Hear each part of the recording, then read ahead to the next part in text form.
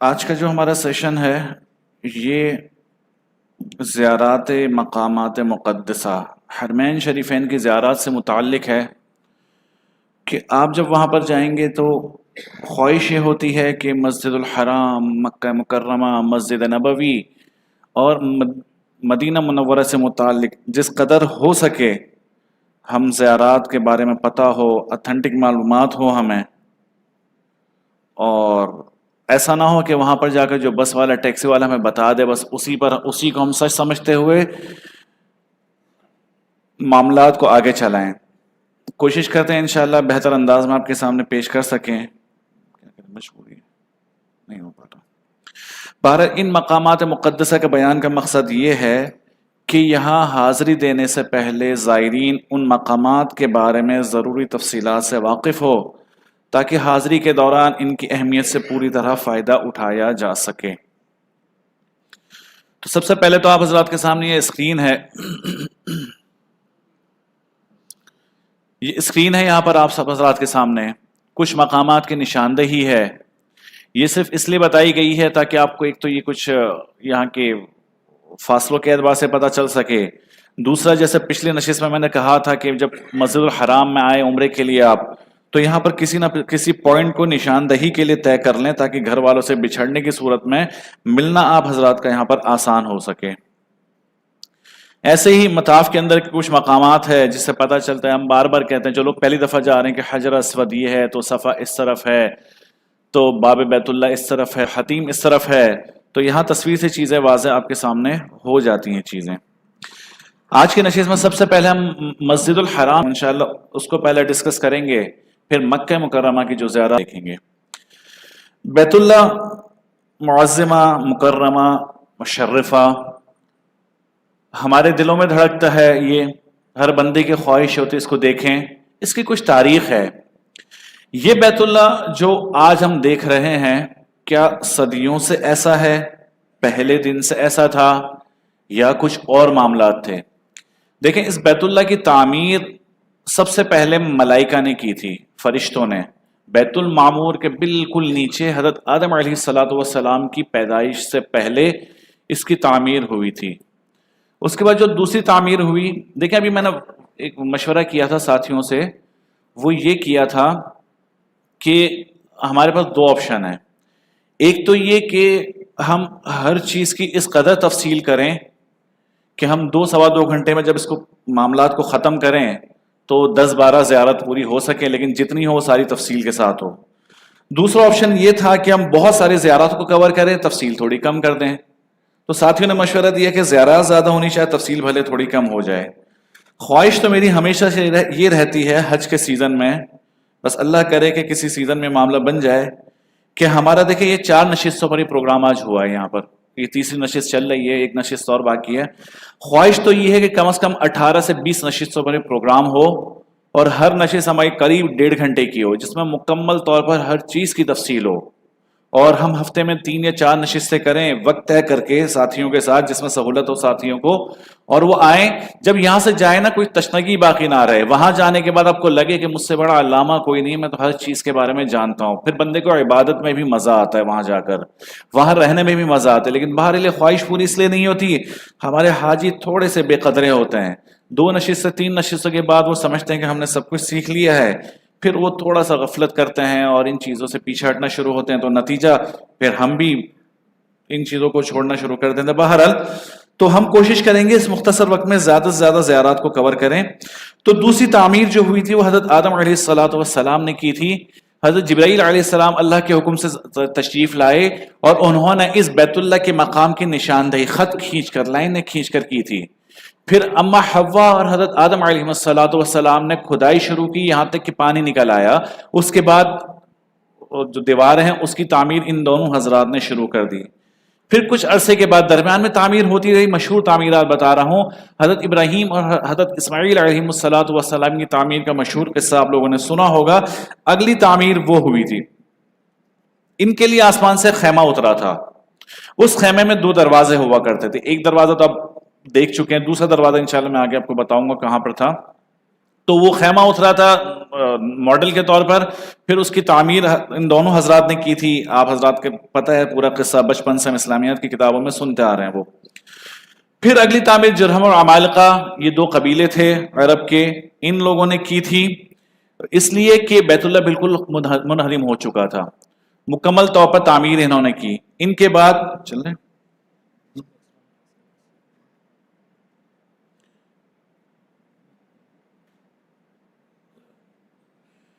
جی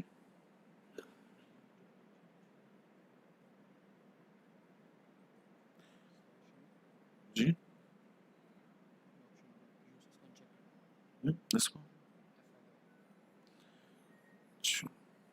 اس کو جو ہے پھر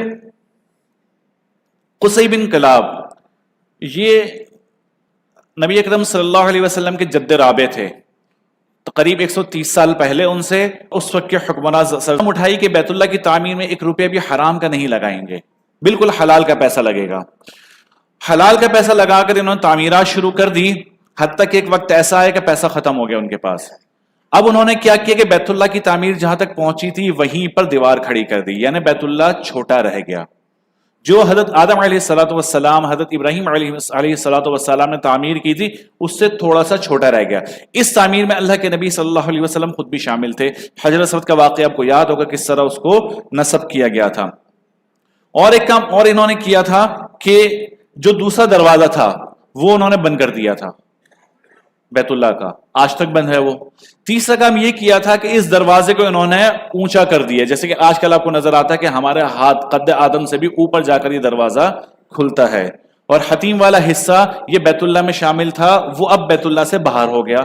تو یہ 3-4 کام کیے. ہاں چھتیں تھوڑی سی اونچی کر دی انہوں نے. تو 3-4 کام انہوں نے کیے.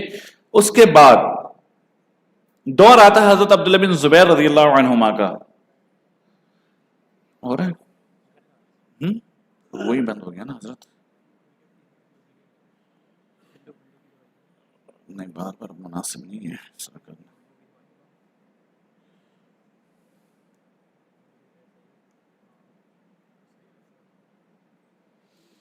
تو اس کے بعد دورہ ہے حضرت عبداللہ بن زبیر رضی اللہ عنہما کا.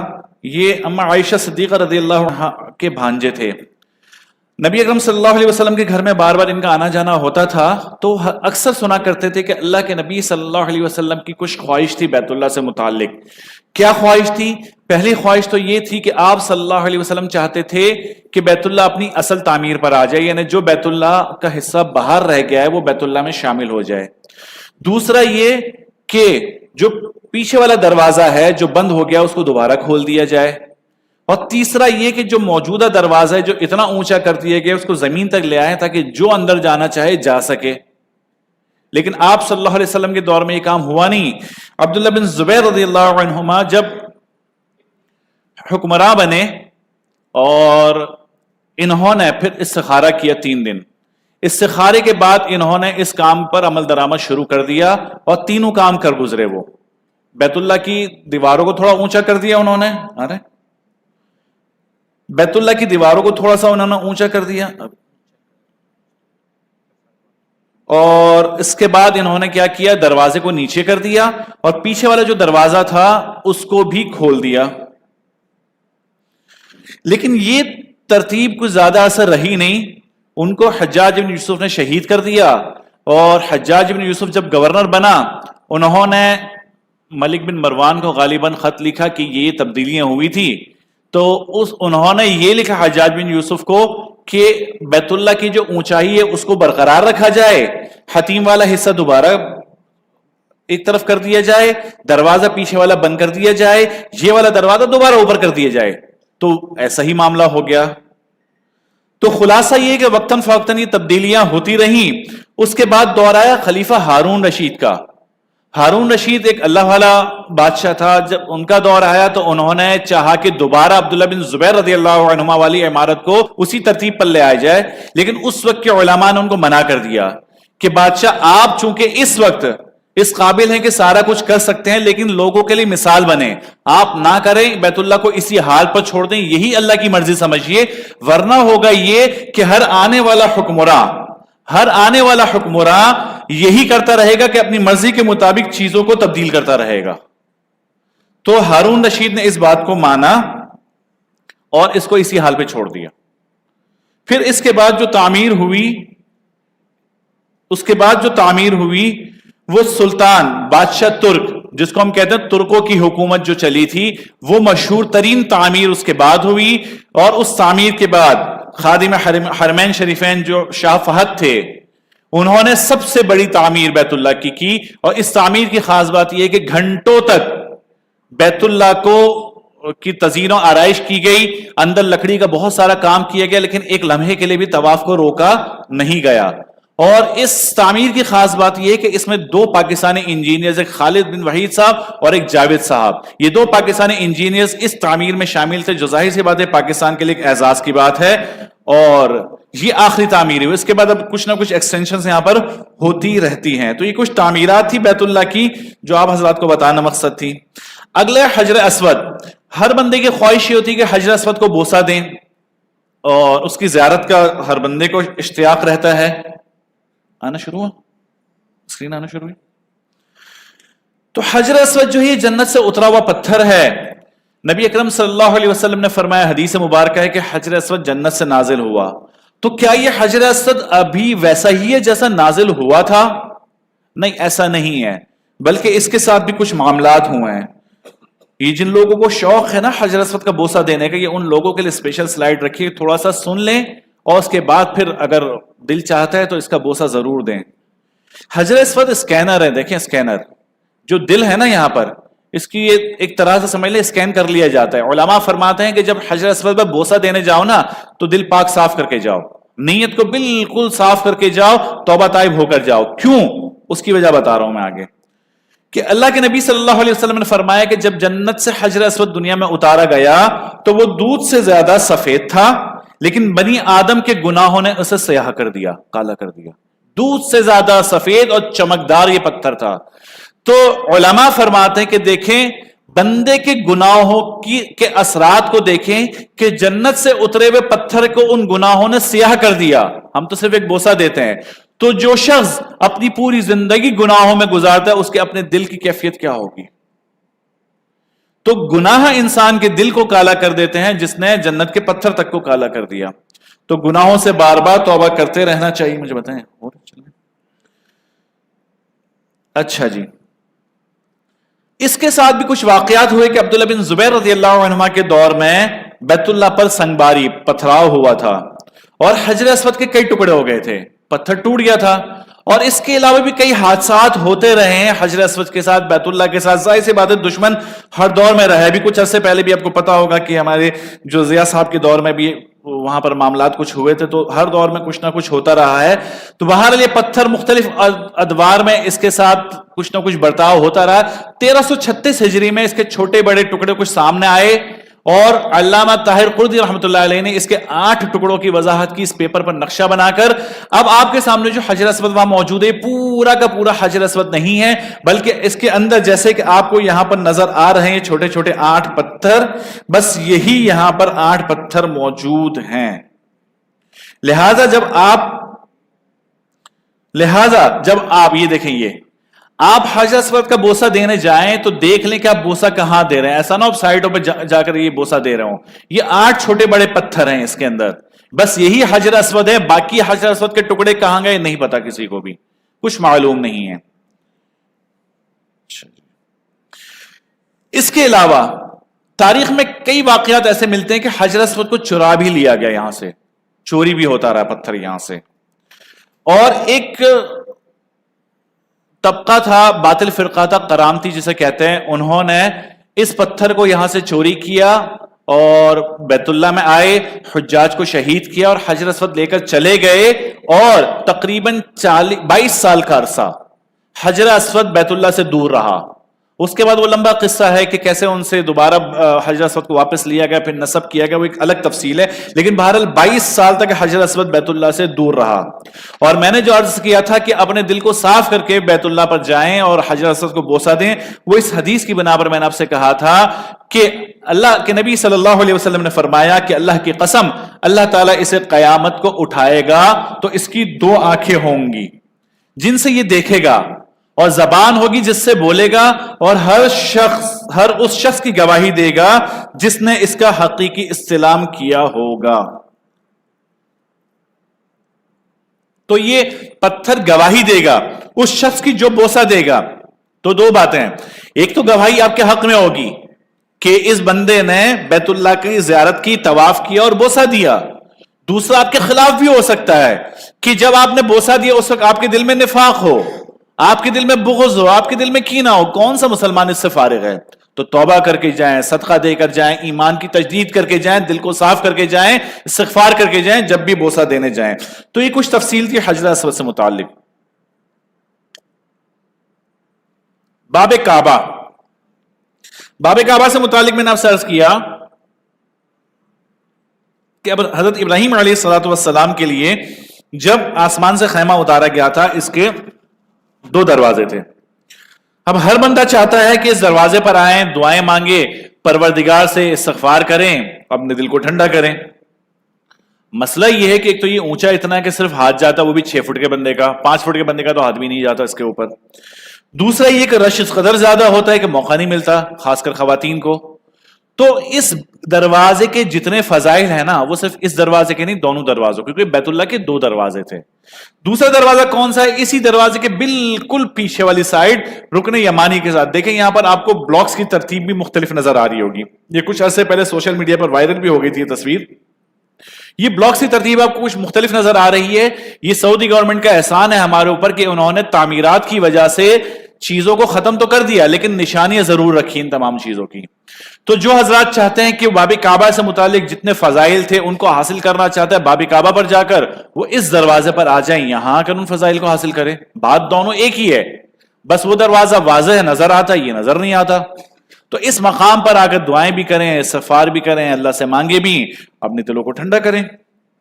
تیسرا حطیم.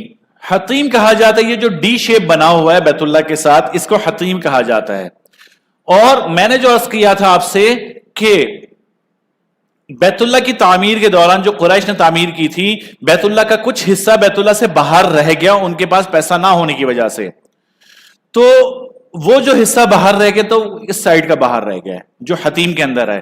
لیکن یہ پورا کا پورا حطیم یہ حصہ نہیں ہے. کتنا ہے میں آپ کو بتاتا ہوں.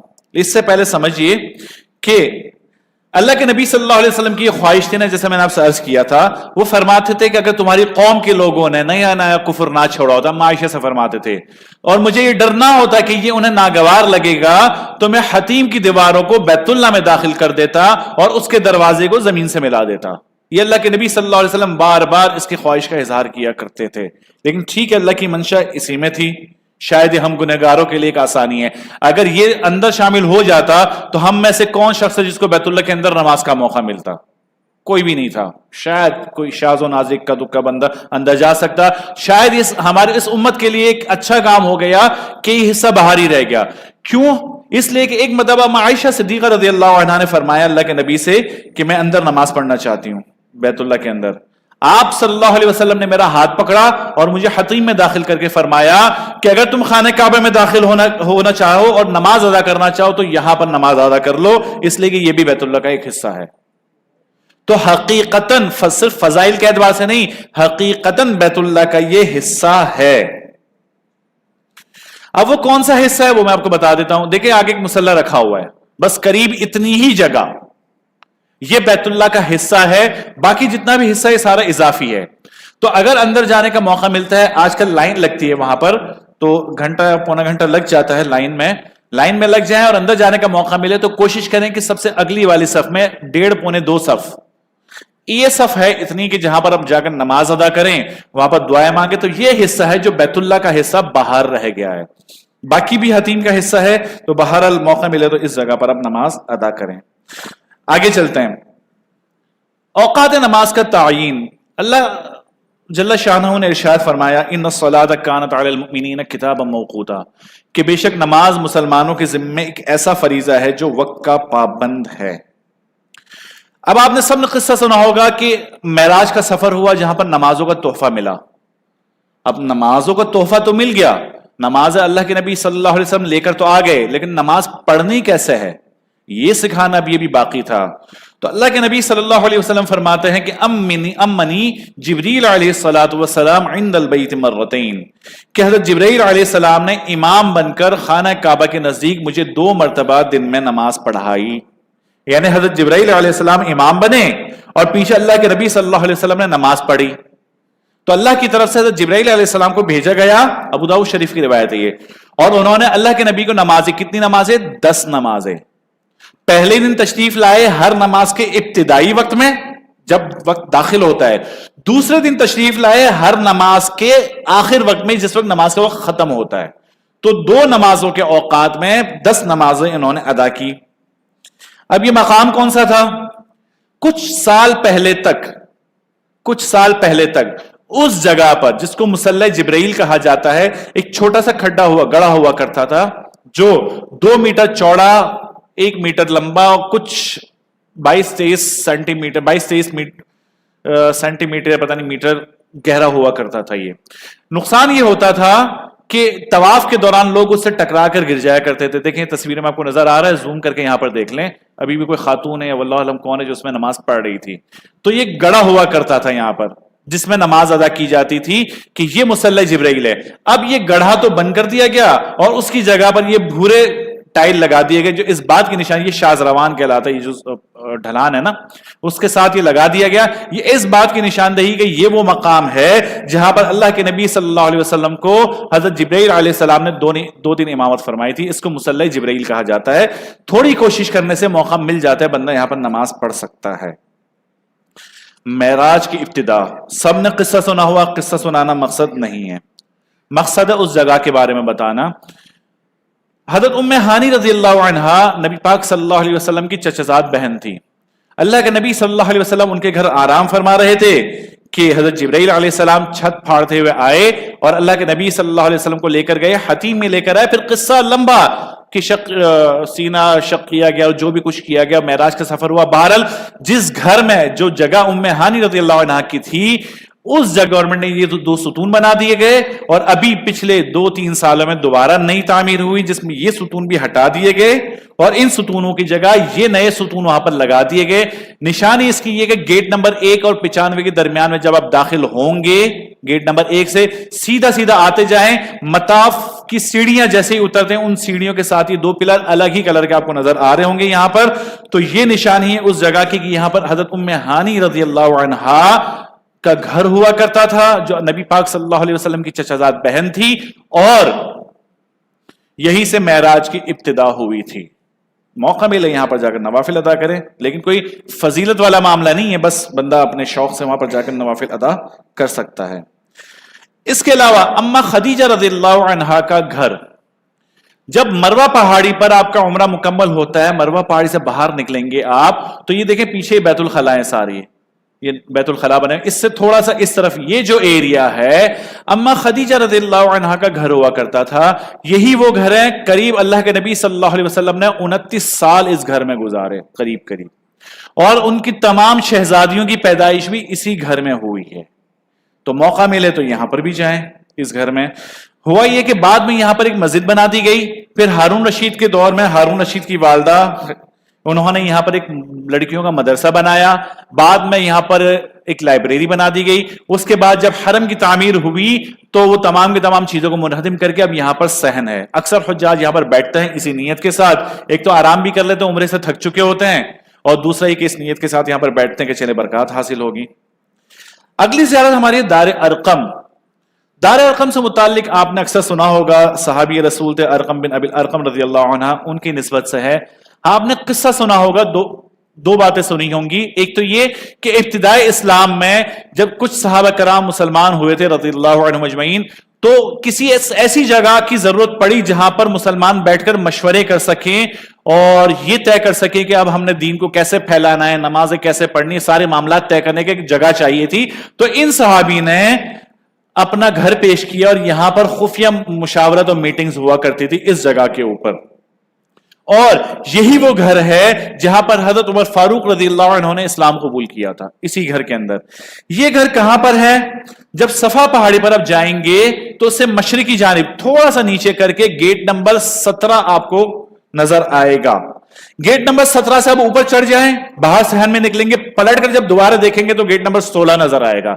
ये गेट नंबर 16 सफा वाली साइड से नजर नहीं आएगा, वहां पर 17 के बाद आपको डायरेक्ट जो है 19 से इस तरह का गेट नजर आएगा, 16 नजर नहीं आएगा।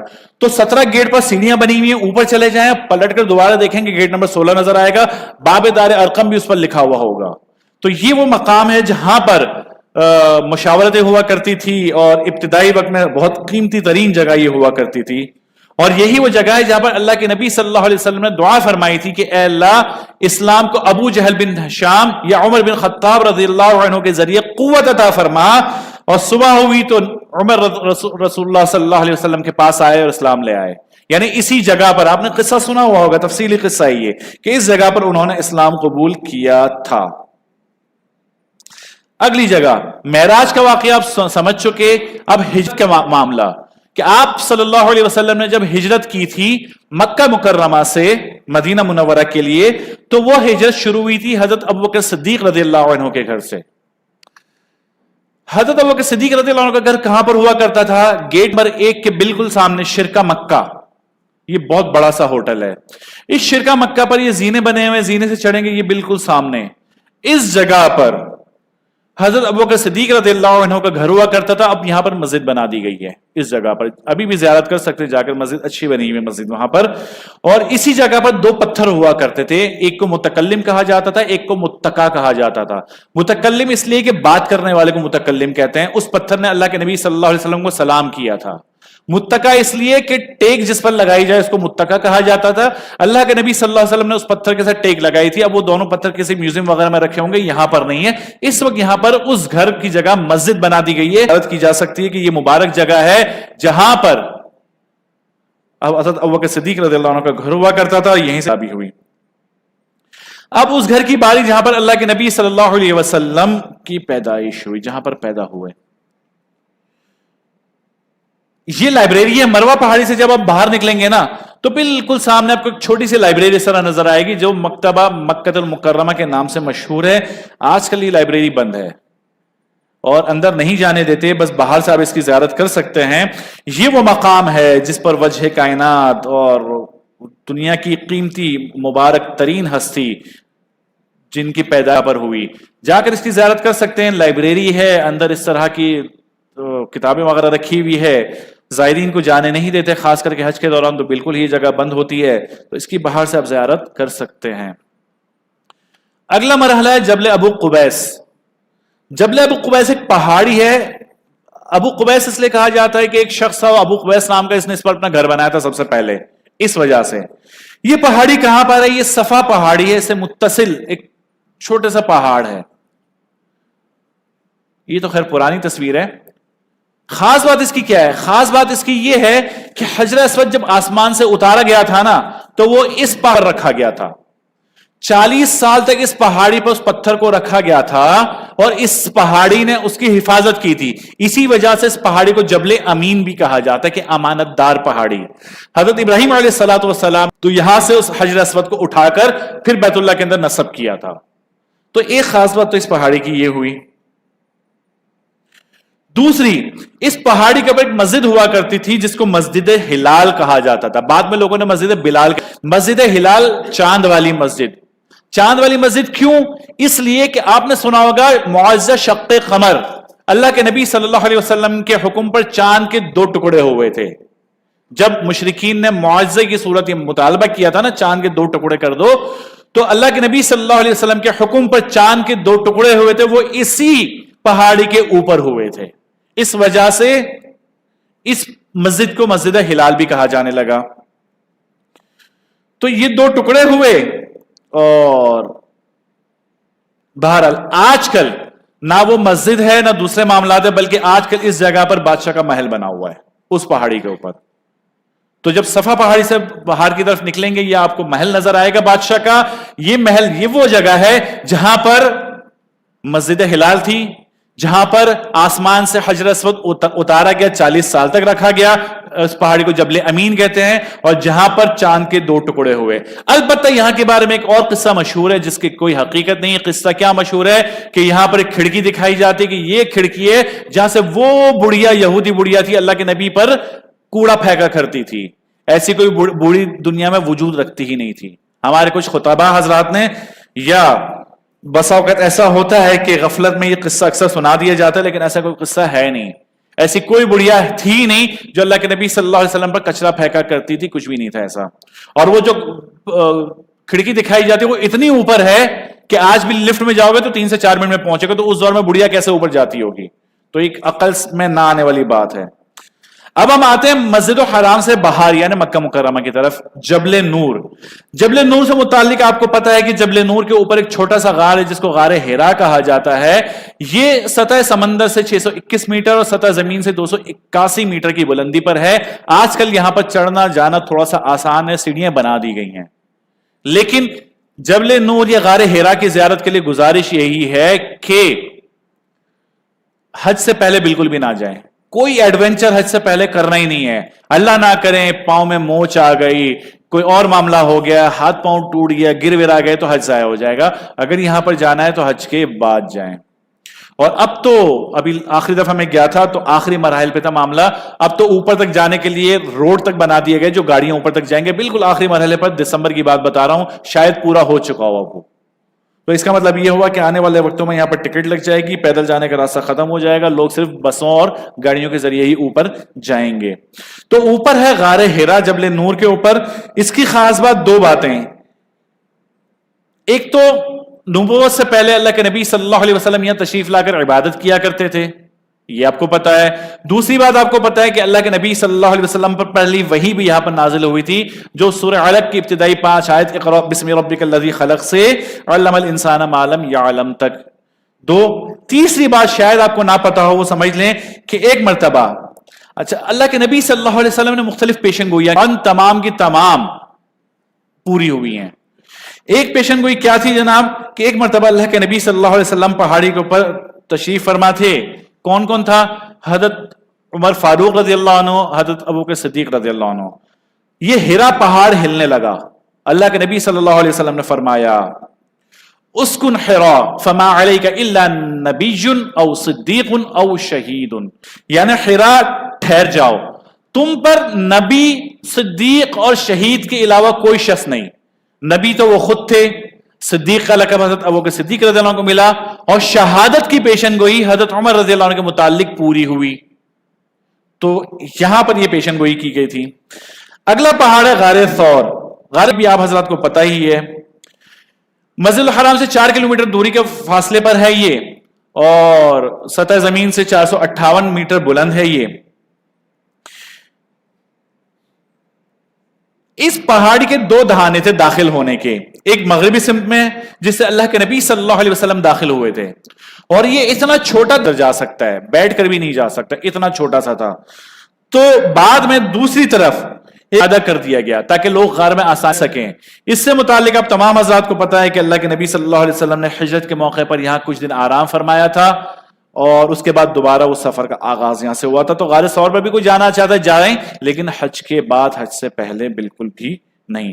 اچھا، کچھ حضرات وہ زیارت کرنے والوں سے لڑتے ہیں کہ جب زیارات کے لیے جاتے ہیں تو زیارت کرنے والے پہاڑ پر چڑھنے کی آپ کو اجازت دیتے نہیں. جو بس میں جاتے ہیں یا کوئی کوسٹا وغیرہ میں جاتے ہیں وہ صرف آپ کو اتار کر دکھا دیتے ہیں یہ جبل ثور، یہ جبل حرا. جس کو جانے کا اوپر شوق ہو وہ الگ سے پرائیویٹ ٹیکسی کر کے پھر جائے اوپر. ایسے نہیں جائے، خواتین نہ جائیں تو بہتر ہے ان کے لیے، لیکن بہرحال شوق ہے، شوق کا کوئی مول ہوتا نہیں ہے، جا سکتے ہیں. آگے جناب جنت المعلی، جس کو لوگ جنت المعلی کہتے ہیں. جنت المعلی یہ مکہ مکرمہ کا قبرستان ہے، افضل ترین قبرستان ہے. بہت سارے صحابہ کرام علیہم الرضوان، اور پیمائش قریب 1,00,000 مربع میٹر ہے. یہ پیدل جا سکتے ہیں آپ حرم سے، یہاں پر مکہ مکرم مسجد الحرام سے پیدل جا کر زیارت کر سکتے ہیں. خواتین کو جانے کی اجازت نہیں ہوتی یہاں پر. مرد حضرات صرف جائیں، یہاں پر اندر جائیں، فاتحہ پڑھیں اور درود پڑھیں اور ایصال کریں اور صحابہ کرام کی قبروں کی زیارت کریں. ایک قبر سے متعلق میں بتا دیتا ہوں، بلکہ اس سے پہلے اللہ کے نبی صلی اللہ علیہ وسلم نے فرمایا تھا کہ نعم المقبرۃ هذه، کہ یہ بہترین قبرستان ہے. دعا کریں اللہ ہمیں بھی سعادت نصیب فرمائے کہ جنت البقیع یا جنت المعلی میں ہمارا بھی آخری مدفن بنائے.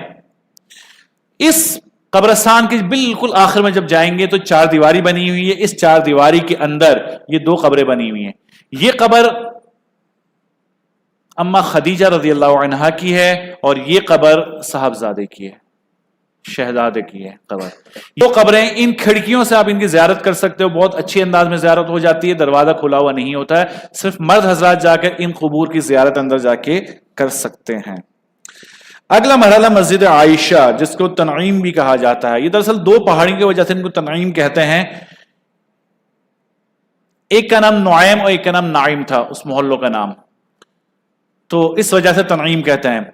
इस मस्जिद की खास बात यह है, जो आप हजरात ने सुना होगा कि अम्मा आयशा सिद्दीक़ा रज़ियल्लाहु अन्हा जब हज पर गई थी आप सल्लल्लाहु अलैहि वसल्लम के साथ, तो नुस्वानी उज़्र की वजह से उम्रा नहीं कर पाई थी। जब पाक हुई तो अल्लाह के नबी सल्लल्लाहु अलैहि वसल्लम ने उनके भाई अब्दुल्ला रज़ियल्लाहु अन्हु से कहा कि इनके साथ जाओ और इनको उम्रा कराओ, तो वहां जाकर उन्होंने एहराम बांधा, उम्रा किया था। इस ज़ियारत को लाने की एक वजह तो यही है कि पहली बात बताने कि यहां से उम्रा किया जा सकता है, एक बात। दूसरी वजह बताने की यह है कि जब यहां पर पहुंचेंगे तो हमारा एक ऐसा तबका है, पाकिस्तानी तबका, जाहिरन आपको शेख नजर आएंगे, अरब नजर आएंगे, धोखा देते हैं वो अपने हुलिये से, सारे पाकिस्तानी हैं, जो आपको कहेंगे कि यहां से उम्रा नहीं होता है, जाओ, तो बिल्कुल गलत कहते हैं। उस एक इकलौते तबके के अलावा दुनिया का कोई आलिम, दुनिया का कोई फिरका, दुनिया का कोई मसलक इस बात से इनकार नहीं करता, बल्कि उलमा अहनाफ के नजदीक अफजल तरीन उम्रा इस जगह से है। अल्लाह के नबी सल्लल्लाहु अलैहि वसल्लम ने अम्मा आयशा को खुद हुक्म दिया था कि यहां जाओ और यहां से उम्रा कर लो। तो वहां एक तबका ऐसा है जो रोकता है, तो उनकी बातों को नहीं सुनना, और हज के दिनों में स्पेशल वहां पर मौजूद हो, तो 24 घंटे वहां पर ये लोग, तो बहरहाल उनकी बात आपने नहीं सुननी है। आगे मस्जिद जिन, मरवा की जानिब से जब आप निकलेंगे, यहां पर भी पैदल जा सकते हैं आप। जब निकलेंगे आप तो थोड़े से फासले पर आपको यह मस्जिद नजर आएगी। खास बात यह है कि जिन्नात की एक जमात ने अल्लाह के नबी सल्लल्लाहु अलैहि वसल्लम के हाथ पर इस्लाम कबूल किया था, जिसकी मुनासबत से यहां पर इस मस्जिद को बना दिया गया। पैदल जा सकते हैं, यहां पर आप जाना चाहिए, खुली होती है, नवाफिल अदा कर सकते हैं। बिल्कुल इस मस्जिद के सामने मस्जिद शजरा, दरख्त वाली मस्जिद क्यों कहा जाता है? एक मरतबा अल्लाह के नबी सल्लल्लाहु अलैहि वसल्लम गमगीन थे। क्यों? मुशरिकीन झुटला रहे थे, बार बार उनकी दावत को कबूल नहीं करते थे, परेशान थे। तो अल्लाह के नबी सल्लल्लाहु अलैहि वसल्लम ने दुआ की कि अल्लाह मुझे कोई ऐसी निशानी दिखाइए कि फिर मुझे किसी के झुटलाने की परवाह ना हो। तो आप सल्लल्लाहु अलैहि वसल्लम से कहा कि ये जो सामने दरख्त है ना, उसको बुलाइए। वो दरख्त चलता हुआ आया, आप सल्लल्लाहु अलैहि वसल्लम की खिदमत में हाजिर हुआ, सलाम अर्ज किया, फिर उसको वापस जाने का हुक्म दिया, तो वो वापस अपनी जगह पर चला गया। अल्लाह के नबी सल्लल्लाहु अलैहि वसल्लम ने फरमाया कि आज के बाद मुझे परवाह नहीं कि मेरी कौम मुझे झुटलाए। तो उस दरख्त की मुनासबत से इस मस्जिद का नाम मस्जिद शजरा रख दिया गया। यहां पर पैदल आप जा सकते हैं। मस्जिद जोराना, जिसको जोराना कहते हैं, और बाज लोग कहते हैं बड़ा उम्रा। देखिए, छोटा उम्रा बड़ा उम्रा कुछ भी नहीं है, सारे उम्रे बराबर हैं। हाँ, फजीलत के एतबार से जो जितने फासले पर उसका जरूर अजर मुख्तलिफ होगा, लेकिन छोटा बड़ा उम्रे की जो इस्तिलाह इस्तेमाल होती है, जो आप उम्रा करते हैं ना, इसको छोटा उम्रा कहा जाता है, हज को बड़ा उम्रा कहा जाता है। जोराना के उम्रे को बड़ा नहीं कहा जाता। अलबत्ता फजाइल बहुत ज्यादा है इस मस्जिद से उम्रा करने के। ये मस्जिद फजाइल क्यों ज्यादा है बता रहा हूं मैं आपको। फतह मक्का के साथ जो गज़वा हुनैन हुआ, उससे वापसी में यहां पर अल्लाह के नबी सल्लल्लाहु अलैहि वसल्लम ने चंद रातें कयाम फरमाया। जब यहां पर ठहरे तो कुरान करीम की आयत वह अतिमुल हज वल उम्रत लिल्लाह, कि हज और उम्रा पूरा पूरा अदा किया करें ना। हज जो की फर्जियत की आयत है ना, वो इस जगह पर नाजिल हुई थी, इस मस्जिद के ऊपर। एक बात तो इसकी ये हो गई। दूसरा ये कि अल्लाह के नबी सल्लल्लाहु अलैहि वसल्लम ने यहां से उम्रे का खुद एहराम बांधा था और उम्रा अदा किया था, और 300 के करीब अंबिया किराम अलैहिमुस्सलाम ने भी यहां से उम्रे का एहराम बांधा था और उम्रा अदा किया था। तो इस मस्जिद की फजीलत इस एतबार से भी बढ़ जाती है इस उम्रे की। और तकरीबन 24 किलोमीटर, और टैक्सी में जाएंगे, थोड़ा बहुत घूम कर जाएंगे, तो तकरीबन 28 से 30 किलोमीटर का फासला बन जाता है आपका मस्जिदुल हराम से। इसके अलावा चूंकि अल्लाह के नबी सल्लल्लाहु अलैहि वसल्लम यहां कुछ दिन कयाम किया था, तो जाहिर सी बात है गुस्ल की नौबत आती है, नहाने की, वुजू की नौबत आती है। पानी की तलाश शुरू हुई, पानी नहीं मिला, बड़ी मुश्किल से कुआं मिला। उस कुएं का जब मिला तो पानी बहुत ज्यादा नीचे और इंतहाई तुर्श पानी। अल्लाह के नबी सल्लल्लाहु अलैहि वसल्लम ने फरमाया मुझे लेकर चलो। आप सल्लल्लाहु अलैहि वसल्लम ने अपना लुआब मुबारक अंदर डाला, पानी ऊपर आया और इतना मीठा हो गया कि आज तक उसकी मिठास मशहूर है इस कुएं की, जिसको बीरे जोराना कहा जाता है। अब ये कुआं बंद है, नसीब वालों को मिल जाता है इस कुएं का पानी। لیکن بہرحال بہت مشکل ہے کہ ملے. زیارت کی جا سکتی ہے اس جگہ کی. اور ایک خاص بات اس جگہ کی یہ ہے کہ حنین سے واپسی پر، حنین سے جب جو شہداء جو وہاں پر حضرات شہید ہوئے تھے ان تمام کا مدفن بھی یہیں پر ہے. ایک چھوٹا سا قبرستان ہے یہاں پر، تو اس احاطے میں ان کو شہید دفن کر دیا گیا. یہاں پر بھی کچھ حضرات نے بورڈ لگائے ہوئے ہیں کہ یہاں پر کچھ بھی ایسا معاملہ نہیں ہے کہ کوئی شہید دفن نہیں ہے، لیکن وہ شاید اس لیے لگاتے ہیں کہ لوگ بدعات شروع کر دیتے ہیں. اس بنیاد پر انہوں نے لکھا ہے. تو جب یہاں پر پہنچے کوشش کریں پانی مل جائے تو بہت اچھی بات ہے، نہیں تو عمرہ تو آپ نے کرنا ہی یہ کرنا ہے یہاں سے. اور شہداء حنین کے جو یہاں پر حضرات موجود ہیں شہداء حنین کے، تو ان پر فاتحہ پڑھ لیں اور ایصال کر لیں ان کو کچھ یہاں پر. یہ مسجد عائشہ، یہ مسجد جعرانہ، یہ حل میں موجود ہے. یہاں پر آپ صرف زیارت کے لیے بھی آ سکتے ہیں اور چاہیں تو عمرہ بھی کر سکتے ہیں. نہ کرنا چاہے تو زیارت کر کے واپس چلے جائیں، چاہیں تو یہاں سے عمرہ کر سکتے ہیں. آگے ہے حدیبیہ، یہ بھی تقریباً 26-27 کلومیٹر کے فاصلے پر ہے. یہ کچھ آثار موجود ہیں اس پرانی مسجد کے یہاں پر. اب نئی تعمیر بھی، جیسے پیچھے آپ کو نظر آ رہی ہے، یہ نئی مسجد بھی ہے اور ساتھ میں کچھ تعمیرات ہے. یہ کچھ عرصے پہلے کی تصویر ہے، ابھی میں دسمبر میں گیا تھا تو اب اس کو بھی جالیوں میں بند کر دیا گیا ہے، لوہے کی جالیوں میں. جب اس کی وجہ تلاش کی گئی تو وجہ پتہ چلی کہ اس تمام کے تمام پتھروں کے اوپر نام لکھے ہوئے لوگوں کو پتہ نہیں کون سا شوق ہے کہ وہاں جا کر ہر چیز کے اوپر نام لکھ کر آتے ہیں، سمجھ میں نہیں آتا. تو ہوا یہ کہ جب ہر جگہ پر نام لکھنا شروع کیے تو ان لوگوں نے اس کو بند کر دیا لوہے کی جالیوں میں. یعنی اب لوہے کی جالیوں کے باہر سے آپ زیارت کر سکتے ہیں، اندر نہیں جا سکتے.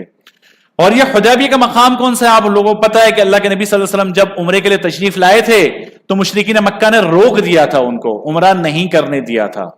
بہت سارے قصے یہاں پر ہوئے تھے. صحابہ کرام بھی خفا ہوئے تھے کہ ہمیں کیوں نہیں جانے دیا جا رہا، ہمیں ان پر حملہ کیوں نہیں کرنا، ہمیں لڑنے کیوں نہیں دیا جا رہا.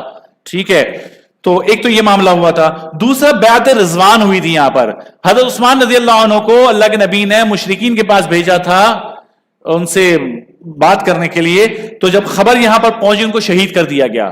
اللہ کے نبی صلی اللہ علیہ وسلم سخت غصہ میں ہوئے اور انہوں نے بیعت لی تھی صحابہ کرام سے موت کے اوپر. تو صحابہ کرام نے بیعت کی تھی جس کو بیعت رضوان کہا گیا. بعد میں خبر جھوٹی نکلی تھی ان کی شہادت کی. اس بیعت رضوان کو قرآن کریم میں بڑے اہتمام کے ساتھ بیان کیا گیا ہے، بڑے ان کے لیے فضائل آئے ہیں. اور ایک قصہ یہاں پر یہ ہوا تھا کہ جب کچھ عرصہ یہاں پر ٹھہرے تھے، پانی کی ضرورت پڑی تو یہاں کنواں وغیرہ بھی کچھ بھی نہیں تھا. تو جب پیاس سے جانور مرنے لگے اور صحابہ کرام پیاس کی شدت سے بےتاب ہونے لگے تو اللہ کے نبی نے ایک پیالہ منگوایا، اس پیالے کے اندر اپنی انگلیاں ڈالی، ان انگلیوں سے چشمے جاری ہوئے اور صحابہ کرام نے اس پانی سے اپنے آپ کو سیراب کیا، جانوروں نے وہ پانی پیا اور اس پانی کو جمع کیا گیا. تو یہ قصہ بھی یہاں پر ہوا تھا، یہ معجزہ ہی تھا، ظاہر سی بات ہے. اگلا ہمارا زیارت ہے شعب ابی طالب. آپ لوگوں نے سنا ہوگا کہ مسلمانوں کا سماجی بائیکاٹ ہوا تھا نبوت کے 7ویں سال. وہ سماجی بائیکاٹ کیا تھا کہ کوئی بھی مشرکین نے تمام نے آپس میں معاہدہ کیا تھا کہ کوئی بھی ان مسلمانوں سے لین دین نہیں کرے گا، نہ وہاں کسی لڑکی کی شادی کرے گا، نہ وہاں سے کسی لڑکے کی شادی ہوگی، کسی طرح کا کوئی بھی لین دین کا معاملہ نہیں ہوگا. اور یہ معاہدہ لکھ کر اس تحریر کو بیت اللہ میں لٹکا دیا گیا تھا تاکہ ہر بندہ اس معاہدے کی پاسداری کرے. اور 3 سال تک اللہ کے نبی صلی اللہ علیہ وسلم اپنے تمام ساتھیوں کے ساتھ اس شعب ابی طالب کے اندر، جو آپ کی تصویر میں نظر آ رہا ہے، یہ حرم کے بالکل ساتھ ہے، یہاں پر قید و بند کی صعوبتیں برداشت کرتے رہے 3 سال. اور جو معاہدہ جس نے لکھا تھا اس کے کاتب کا نام منصور بن اکرمہ تھا. تو اللہ تعالیٰ نے اس بندے کی انگلیاں شل کر دی تھی، ختم ہو گئی تھی اس بندے کی انگلیاں. تو 3 سال یہاں پر اللہ کے نبی صلی اللہ علیہ وسلم اپنے جانثاروں کے ساتھ قید رہے اور اس کے بعد پھر یہ معاہدہ وغیرہ ختم ہوا تھا اور پھر یہاں سے آزاد ہوئے تھے سارے حضرات. اگلی زیارت ہے نہر الزبیدہ. خلیفہ ہارون رشید کی بیگم بہت خدا ترس تھی، ایسے خدا ترس تھی کہ اس اللہ کی بندی نے اپنے محل کے اندر ایک ایسا انتظام کیا تھا کہ وہ چاہتی تھی کہ میں جب بھی محل میں رہوں تو ہر وقت مجھے قرآن کریم کی تلاوت سنائی دے. تو قریب 1000 باندیاں غالباً انہوں نے اپنے محل کے اندر تعینات کر دی جو 24 گھنٹے قرآن کریم کی تلاوت کرتی تھی محل کے اندر. تو جہاں سے وہ گزرتی تھی کہیں ہر جگہ سے ان کو قرآن کریم کی تلاوت کی آواز سنائی دیتی تھی. ایک مرتبہ خواب دیکھا انہوں نے، عجیب سا خواب دیکھا، جس خواب کی تعبیر علماء نے یہ بتائی کہ آپ سے ایک بہت بڑا کام لیا جائے گا جس سے اس پوری امت کو فائدہ ہوگا. بہرحال خوش ہو گئے اس بات سے. وہ تعبیر کس طرح نکلی کہ ایک وقت ایسا آیا کہ مکہ مکرمہ میں قحط سالی شروع ہو گئی. ایک ایک پانی کا پیالہ ایک ایک دینار تک پہنچ گیا. ایک دینار سونے کا سکہ ہوا کرتا تھا. ایک ایک دینار میں پانی کا ایک پیالہ بکنے لگا. اس اللہ کی بندی کو بڑی تکلیف ہوئی. انہوں نے کیا کیا کہ اپنے ذاتی خرچ کے اوپر نہر بنانا شروع کی, تقریباً 33 سے 35 کلومیٹر دور سے. بعض لوگ پتہ نہیں کیوں اس کو ہزاروں کلومیٹر کہتے ہیں, ہزاروں کلومیٹر ملک کے ملک نکل جاتے ہیں.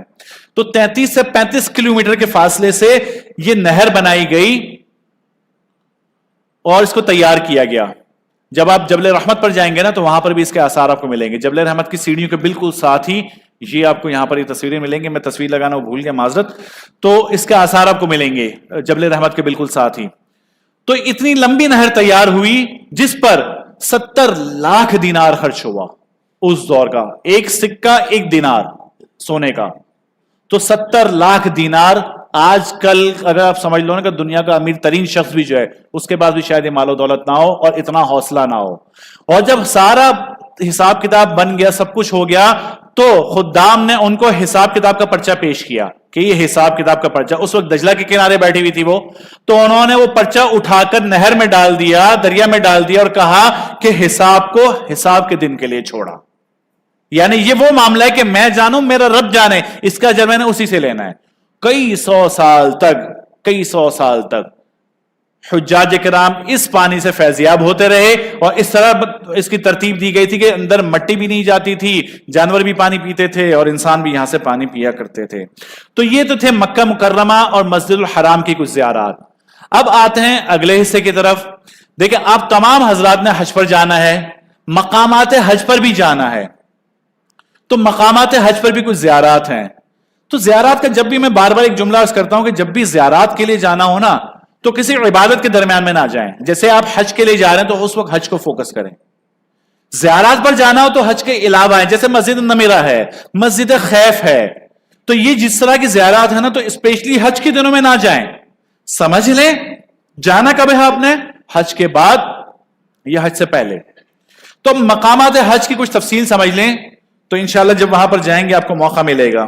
وہاں پر دیکھیں یہاں پر نقشے میں, اچھا اس سے ایک فائدہ یہ ہوگا کہ اصل انہوں نے پروجیکٹر صحیح لگایا نہیں, ورنہ تھوڑی ریزولوشن اور اچھی ہو جاتی اس کی.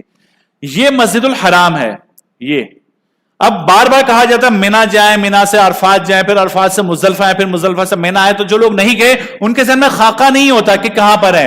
ترتیب سے یہ تینوں چیز اس طرح سے ہے, منا ہے, منا کے ساتھ مزدلفہ ہے, پھر کچھ فاصلے کے بعد عرفات ہے. یعنی آپ پہلے منا جائیں گے, منا سے مزدلفہ کو چھوڑتے ہوئے آگے عرفات جائیں گے, پھر عرفات سے واپسی مزدلفہ آئیں گے, پھر مزدلفہ سے منا آئیں گے. تو ترتیب آپ حضرات کی یہ ہوگی.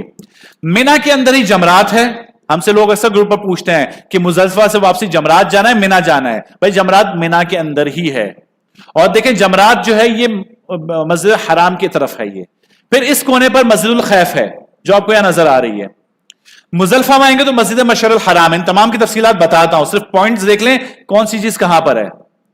اور مسجد نمرہ عرفات میں, جو پچھلی نشست میں موجود تھے. میری بات اگر آپ کو یاد ہو تو دیکھیں یہ پیلا بارڈر ہے یہ عرفات کا, بالکل بارڈر کے اوپر مسجد نمرہ ہے. میں نے آپ سے کہا تھا اس کا کچھ حصہ عرفات کی حدود سے باہر ہے, وہ یہاں پر آپ کو نظر آئے گا. انشاءاللہ اگلی سلائیڈ میں بتا دوں گا میں آپ کو. جبل رحمت جہاں پر اللہ کے نبی صلی اللہ علیہ وسلم نے وقوف کیا تھا, دعائیں مانگی تھی, معذرت. غار ہرا وہ اس طرف آ جائے گا, غار جبل ثور, غار ثور وہ اس طرف آ جائے گا. تو یہ ایک ابتدائی خاکہ ہے. آگے چلتے ہیں. فاصلے سمجھ لیں, جو لوگ پیدل ایڈونچر کرنا چاہتے ہیں ان کے سامنے یہ فاصلے موجود ہیں کہ کتنا فاصلہ پیدل ہے جو آپ کر سکتے ہیں, جو چاہیں کرنا چاہیں کر. جن میں ہمت ہے, جو نہیں ہے تو وہ پیدل نہ جائیں, بسوں اور ٹرین کی سہولت سے فائدہ اٹھائیں. اور جب سہولت موجود ہو تو پھر کہا یہی جاتا ہے کہ سہولت سے فائدہ اٹھایا جائے. تو یہ ایک بنیادی خاکہ تھا. اب دیکھتے ہیں مکہ سے منا, ایک ایک کر کے معاملات چلاتے ہیں. مکہ سے منا آنے کا راستہ دیکھیں مسجد الحرام ہے, روڈ کا راستہ بھی آپ کے سامنے ہے. یہ دیکھیں یہ جو ہے نا سلائیڈ ہیں یہ میں نہیں بتاؤں گا, یہ اس کے ایکسپرٹس موجود ہیں یہاں پر. انشاءاللہ میں جب جاؤں گا میرے بعد وہ لوگ آئیں گے آپ کو, اور وہ آپ کو راستوں کے اعتبار سے تفصیل آپ کو انشاءاللہ بہتر انداز میں سمجھا دیں گے. ٹھیک ہے, تو یہ مرحلہ انشاءاللہ وہ حضرات آپ کو بتائیں گے. بس یہ نقشہ بتانے کا, صرف وضاحت کرنے کا مقصد یہی ہے کہ یہاں پر آپ کو پیدل چلنے کا راستہ پتہ چل جائے, بس کہاں سے ملے گی اور کن راستوں سے جانا ہے یہ آپ کو صرف پتہ چل جائے. باقی تفصیل انشاءاللہ کامنٹری کے ساتھ فاروق صاحب ہیں یہاں پر, اور اگر انوار صاحب آ چکے ہیں پاکستان حج سے تو انشاءاللہ وہ بھی آپ کو بتا دیں گے آخر میں. اب ہم دیکھتے ہیں سب سے پہلے مینا کی زیارات. مینا کا یہاں پر آپ کے سامنے میپ موجود ہے. مینا کے اندر آپ کو کیا کیا چیزیں ملیں گی؟ ایک جمرات ہے, ایک مسجد الخیف ہے, ایک وادی محسر ہے. یہ دیکھیں ٹرین اسٹیشن 2 نمبر یہاں پر, 3 نمبر یہاں پر, یہ بالکل جمرات کے ساتھ ہے. اور سلاٹر ہاؤس کے بارے میں اکثر لوگ پوچھتے ہیں, یہاں پر ہے, شاید اب یہاں سے بھی منتقل ہو گیا آگے چلا گیا ہے. پچھلے سالوں تک تو یہیں پر تھا, اب شاید تھوڑا سا مزید آگے چلا گیا ہے. پیدل چلنے والوں کے لیے راستے یہاں پر آپ کو نظر آ رہے ہیں. اس کے اندر یہ روڈ ہے, روڈوں کے نام ہے یہاں پر. اچھا جی, اب مینا کے اندر دیکھتے ہیں, جس زیارت کی طرف پوائنٹ آؤٹ کر رہا ہوں ان کی تصویریں بھی دیکھ لیں. یہ جمرات ہے, جمرات کی تصویر یہ آپ کو نظر آئی. یہ موجودہ جو عمارت ہے جمرات کی, یہ وہ جمرات ہے. آج سے کچھ سال پہلے آپ نے سنا ہوگا کہ جمرات پر حادثے ہوا کرتے تھے. سن 2006 تک اکثر یہ ہوتا تھا کہ اکثر حجاج یہاں پر شہید ہو جایا کرتے تھے. تو اس وقت جمرات کا پل یہ ہوا کرتا تھا. اب یہ ہوا کرتا تھا, اب اس پل کو تعمیر کر کے 2006 کے بعد اس طرح بنا دیا گیا. جمرات کیوں کہا جاتا ہے, کیا ہوا تھا, آپ تمام نے سنا ہوگا کہ حضرت ابراہیم علیہ السلام جب اپنے بیٹے حضرت اسماعیل علیہ السلام کو اللہ کے حکم پر ذبح کرنے کی غرض سے نکلے تو شیطان آیا بہکانے کے لیے. جب پہلی دفعہ آیا تو حضرت ابراہیم علیہ السلام نے ان کو 7 کنکر مارے, وہ زمین میں چلا گیا. پھر دوبارہ تھوڑا سا آگے آئے, پھر وہ نمودار ہوا, پھر اس کو 7 کنکر مارے, پھر چلا گیا. پھر آگے دوبارہ وہ نمودار ہوا, پھر 7 کنکر مارے, پھر وہ چلا گیا. تو 3 مقامات پر شیطان کو حضرت ابراہیم علیہ السلام نے کنکر مارے.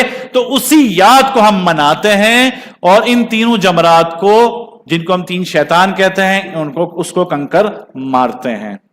تو یہ رمی جمار کا معاملہ ہے آپ کا. پھر اسی جگہ پر یہ جمرات ہیں, جمرات سے اس طرف مسجد الخیف ہے. مسجد خیف, اس کی خاص بات یہ ہے کہ مسجد خیف کے اندر 70 انبیاء کرام علیہم السلام نے نماز ادا فرمائی تھی. حج کے دوران نہ جائیں, گم جاتے ہیں, بچھڑ جاتے ہیں گھر والوں سے.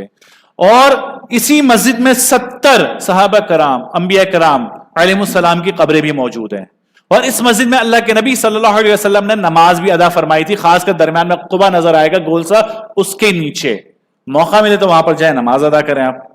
لیکن حج کے موقع پر اس طرح رش ہوتا ہے, نہ جائیں حج کے موقع پر, بچھڑ جائیں گے. حج کے بعد جائیں یا حج سے پہلے جائیں. 2 چیزیں ہو گئی. ایک ہے مسجد بیعت العقبہ, عقبہ بھی کہتے ہیں لوگ اس کو. یہ ہے, دیکھیں آپ کو یہ جمرات ہے, جمرات کے پل کے بالکل نیچے یہاں پر یہ مسجد ہے.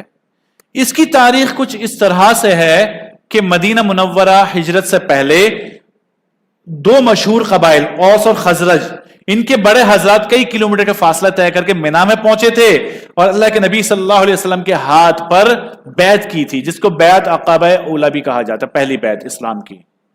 تو اس جگہ پر یہ مسجد بنا دی گئی تھی. مقام آپ سمجھ لیں, دیکھیں یہاں پر یہ جمرات کا پل ہے, اس کو اترتے ہی یہ دیکھیں اس جگہ پر یہ مسجد ہے. یہ آج بھی ایسی ہی ہے مسجد یہاں پر. تو جا کر نوافل ادا کرنا چاہیں یہاں پر نوافل ادا کر سکتے ہیں. 3 چیزیں ہو گئی. وادی محسر, اس بارے میں پچھلی نشست میں بتا چکا ہوں, لیکن یہاں بہت سارے ساتھی نئے نظر آ رہے ہیں. نئے سمراٹ میں ایک سوال کیف فعل ربک باصحاب الفیل, تو یہاں پر ان پر عذاب نازل ہوا تھا. دوسرا یہ کہ یہاں پر شیاطین کا اجتماع رہتا تھا, تو جب وہ جمع ہوتے تو ہمارا کوئی کام نہیں وہاں پر. تیسرا یہ کہ زمانہ جاہلیت میں عرب کے قبائل یہاں جمع ہوتے تھے اور اپنے آباء و اجداد کے قصے کہانیاں یہاں پر بیان کرتے تھے. تو اللہ کے نبی صلی اللہ علیہ وسلم نے ہمیں ان کی مخالفت کا حکم دیا کہ وہ جمع ہو کر قصے کہانی سناتے تھے, تم لوگ یہاں سے جلدی سے نکل جاؤ. تو یہ وادی, یہ چھوٹا سا میدان دیکھیں, مزدلفہ کا بورڈ نظر آ رہا ہے, یہ مزدلفہ کی بالکل بارڈر کے ساتھ یہ وادی, یہ چھوٹا سا میدان ہے. یہاں سے اللہ کے نبی صلی اللہ علیہ وسلم کی عادت مبارکہ تھی کہ تکبیر کہتے ہوئے جلدی سے نکل جایا کرتے تھے. تو آپ حضرات نے بھی یہی کام کرنا ہے اگر اس جگہ. تو یہ کچھ زیارات تھی جو مینا سے متعلق تھی. اب عرفات پر آ جائیں. عرفات میں کیا کیا جناب, مسجد نمیرہ ہے, دیکھیں یہ بارڈر آپ کو نظر آ رہا ہے, اس بارڈر کے ساتھ ایک چھوٹا سا حصہ، یہ دیکھیں یہ نظر آ رہا ہوگا آپ کو یہاں پر، یہ حصہ مسجد نبوی کا آپ کا حدود عرفات سے باہر ہے، لہٰذا حج کے دوران مسجد نبوی جانے کی کوشش نہ کریں، ایسا نہ ہو کہ آپ اس حصے پر چلے جائیں اور آپ کا حج ہی ختم ہو جائے، کیونکہ عرفات کے میدان میں رہنا واجب ہے آپ لوگوں کے لیے، یہاں پر جائیں گے تو آپ کا حج ختم ہونے کا خطرہ رہے گا۔ تیسرا یہاں پر جبل رحمت ہے اور وادی عورانہ ہے، اور یہ پیدل جانے والوں کا راستہ، یہ روڈ کے نام ہے یہاں پر۔ تو بہرحال اس کو عرفات کیوں کہتے ہیں؟ عرفات کہنے کی مختلف وجوہات بتائی گئی ہیں۔ پہلا تو یہ کہ حضرت آدم اور حضرت حوا علیہ السلام جب جنت سے زمین پر اتارے گئے تو بچھڑ گئے تھے ایک دوسرے سے، حضرت آدم علیہ السلام خود کو تنہا محسوس کر رہے تھے اور اما حوا کی تلاش میں نکل پڑے، اسی عرفات کے میدان پر ان دونوں کی ملاقات ہو گئی۔ تو عرفہ کا معنی ہے پہچاننا، جاننا، ان دونوں نے یہاں پر ایک دوسرے کو پہچان لیا تھا، اس وجہ سے اس میدان کو عرفہ بھی کہا جاتا ہے۔ دوسری وجہ، حضرت ابراہیم علیہ السلام کو جب حضرت جبرائیل علیہ السلام نے مناسک حج سکھائے تھے کہ معلم تھے حضرت جبرائیل علیہ السلام، کسی نبی کو حج سکھا رہے ہیں تو کسی کو نماز سکھا رہے ہیں، تو جب ان کو حج سکھائے تو حضرت ابراہیم نے حج کے معاملات سارے سمجھ لیے، جان لیے، اس وجہ سے اس کو عرفہ کہا جاتا ہے۔ اور تیسرا یہ کہ حاجی یہاں پر آ کر اپنے گناہوں کا اعتراف کرتا ہے، استغفار کرتا ہے، کہتا ہے اللہ مجھے پتہ ہے میں گنہگار ہوں، تو اس پہچان کی وجہ سے، اس جان کی وجہ سے اس جگہ کو عرفہ بھی کہا جاتا ہے۔ تو یہ تو اس کے عرفات کہنے کی وجہ تھی۔ اس کی ایک فضیلت تو یہ ہے کہ دین کے مکمل ہونے کی جو آیت ہے، الیوم اکملت لکم دینکم واتممت علیکم نعمتی ورضیت لکم الاسلام دینا، کہ ہمارا دین مکمل ہونے کی جو خوشخبری سنائی گئی تھی وہ اس مقام پر نازل ہوئی تھی، عرفات کے میدان کے اندر، اور اسی آیت سے صحابہ کرام کو اندازہ ہو گیا تھا کہ شاید اللہ کے نبی صلی اللہ علیہ وسلم کا آخری حج ہے۔ یہ میدان عرفات ہے، یہ جبل رحمت آپ کو نظر آ رہا ہوگا یہاں پر، یہ اس طرح حجاج، یہ مسجد نمیرہ، لوگ یہاں پر استغفار کرتے ہیں، گناہوں کا اعتراف کرتے ہیں، یہاں پر اللہ رب العزت بخشش کے دریا بہا دیتے ہیں، سیلاب، اتنی زیادہ بخشش کیا کرتے ہیں۔ ہم بار بار کہتے ہیں یہاں پر جتنی دعائیں مانگ سکتے ہو مانگا کرو، لوگ کہتے ہیں ہماری دعا قبول نہیں ہوتی، اللہ کے بندو جس کی عرفات کے میدان میں دعا قبول نہ ہو، اس کی دعا ہوگی کہاں پر قبول؟ یہ تو سیزن ہے لوٹنے کا، بہاریں لوٹنے کا، یہاں تو مانگو نا اللہ سے۔ یہ دیکھیں یہ حجاج کر رہے، جو پیدل جانے والے لوگ ہوتے ہیں نا، آپ کو اس طرح نظر آ رہے ہوں گے یہاں پر، اور جو لوگ سہولیات کا رونا روتے ہیں نا کہ ہمارے ساتھ یہ مسائل وہاں پر ہوئے، ہمیں یہ مسائل ہوئے، تو دیکھیں کچھ عرصہ پہلے بھی لوگ حج کیا کرتے تھے، 1885، 1953، یہ دیکھیں اس طرح حج ہوا کرتے تھے، اپنے خیمے، بوریاں، بستر لے کر خود آتے تھے، خود ہی خیمے لگاتے تھے، ساتھ میں لکڑیاں لے کر آتے تھے، اس کو جلاتے تھے، اس کے اوپر اپنا کھانا وغیرہ پکاتے تھے، کوئی ایئر کنڈیشن نہیں ہوتا تھا، تپتی ریت، تپتی زمین، آگ اگلتا اوپر سے سورج ہوا کرتا تھا، اور اس طرح وہ لوگ حج کیا کرتے تھے، پاؤں جھلس جایا کرتے تھے، پینے کو ایک دو دن پانی نہیں ہوا کرتا تھا۔ آج ہم رونا روتے ہیں کہ ہمارے یہاں سہولت نہیں ہے جناب، ہم نے اتنے پیسے دیے ہیں، ہمارا اے سی بند ہو گیا، ہمیں بس والا چھوڑ کر چلا گیا، یہ رونا رہا روئے ہیں۔ حج وہ لوگ بھی کیا کرتے تھے۔ یہ شکر اللہ کا ادا کریں کہ ہمیں کم از کم اس سرزمین پر پاؤں رکھنے کی سعادت تو ملی، ہمارے گناہ وہاں پر پاؤں رکھنے کا موقع بھی ملے، ہم سر کے بل جائیں نا وہاں پر، سر کے بل، اللہ تو ہمیں جی کے ساتھ وہاں پر جائیں۔ تو چلیں آگے چلتے ہیں، جبل رحمت، عرفات کے میدان میں ایک پہاڑی ہے چھوٹی سی جس کو جبل رحمت کہا جاتا ہے۔ اللہ کے نبی صلی اللہ علیہ وسلم نے اس جبل رحمت سے تو اس پہاڑی کے تھوڑا سا نیچے کھڑے ہو کر امت کے لیے دعائیں کی تھی، دھوپ میں بہت ساری دعائیں کی تھی، کئی گھنٹوں تک دعائیں کی تھی، تو اس کو جبل رحمت کہا جاتا ہے۔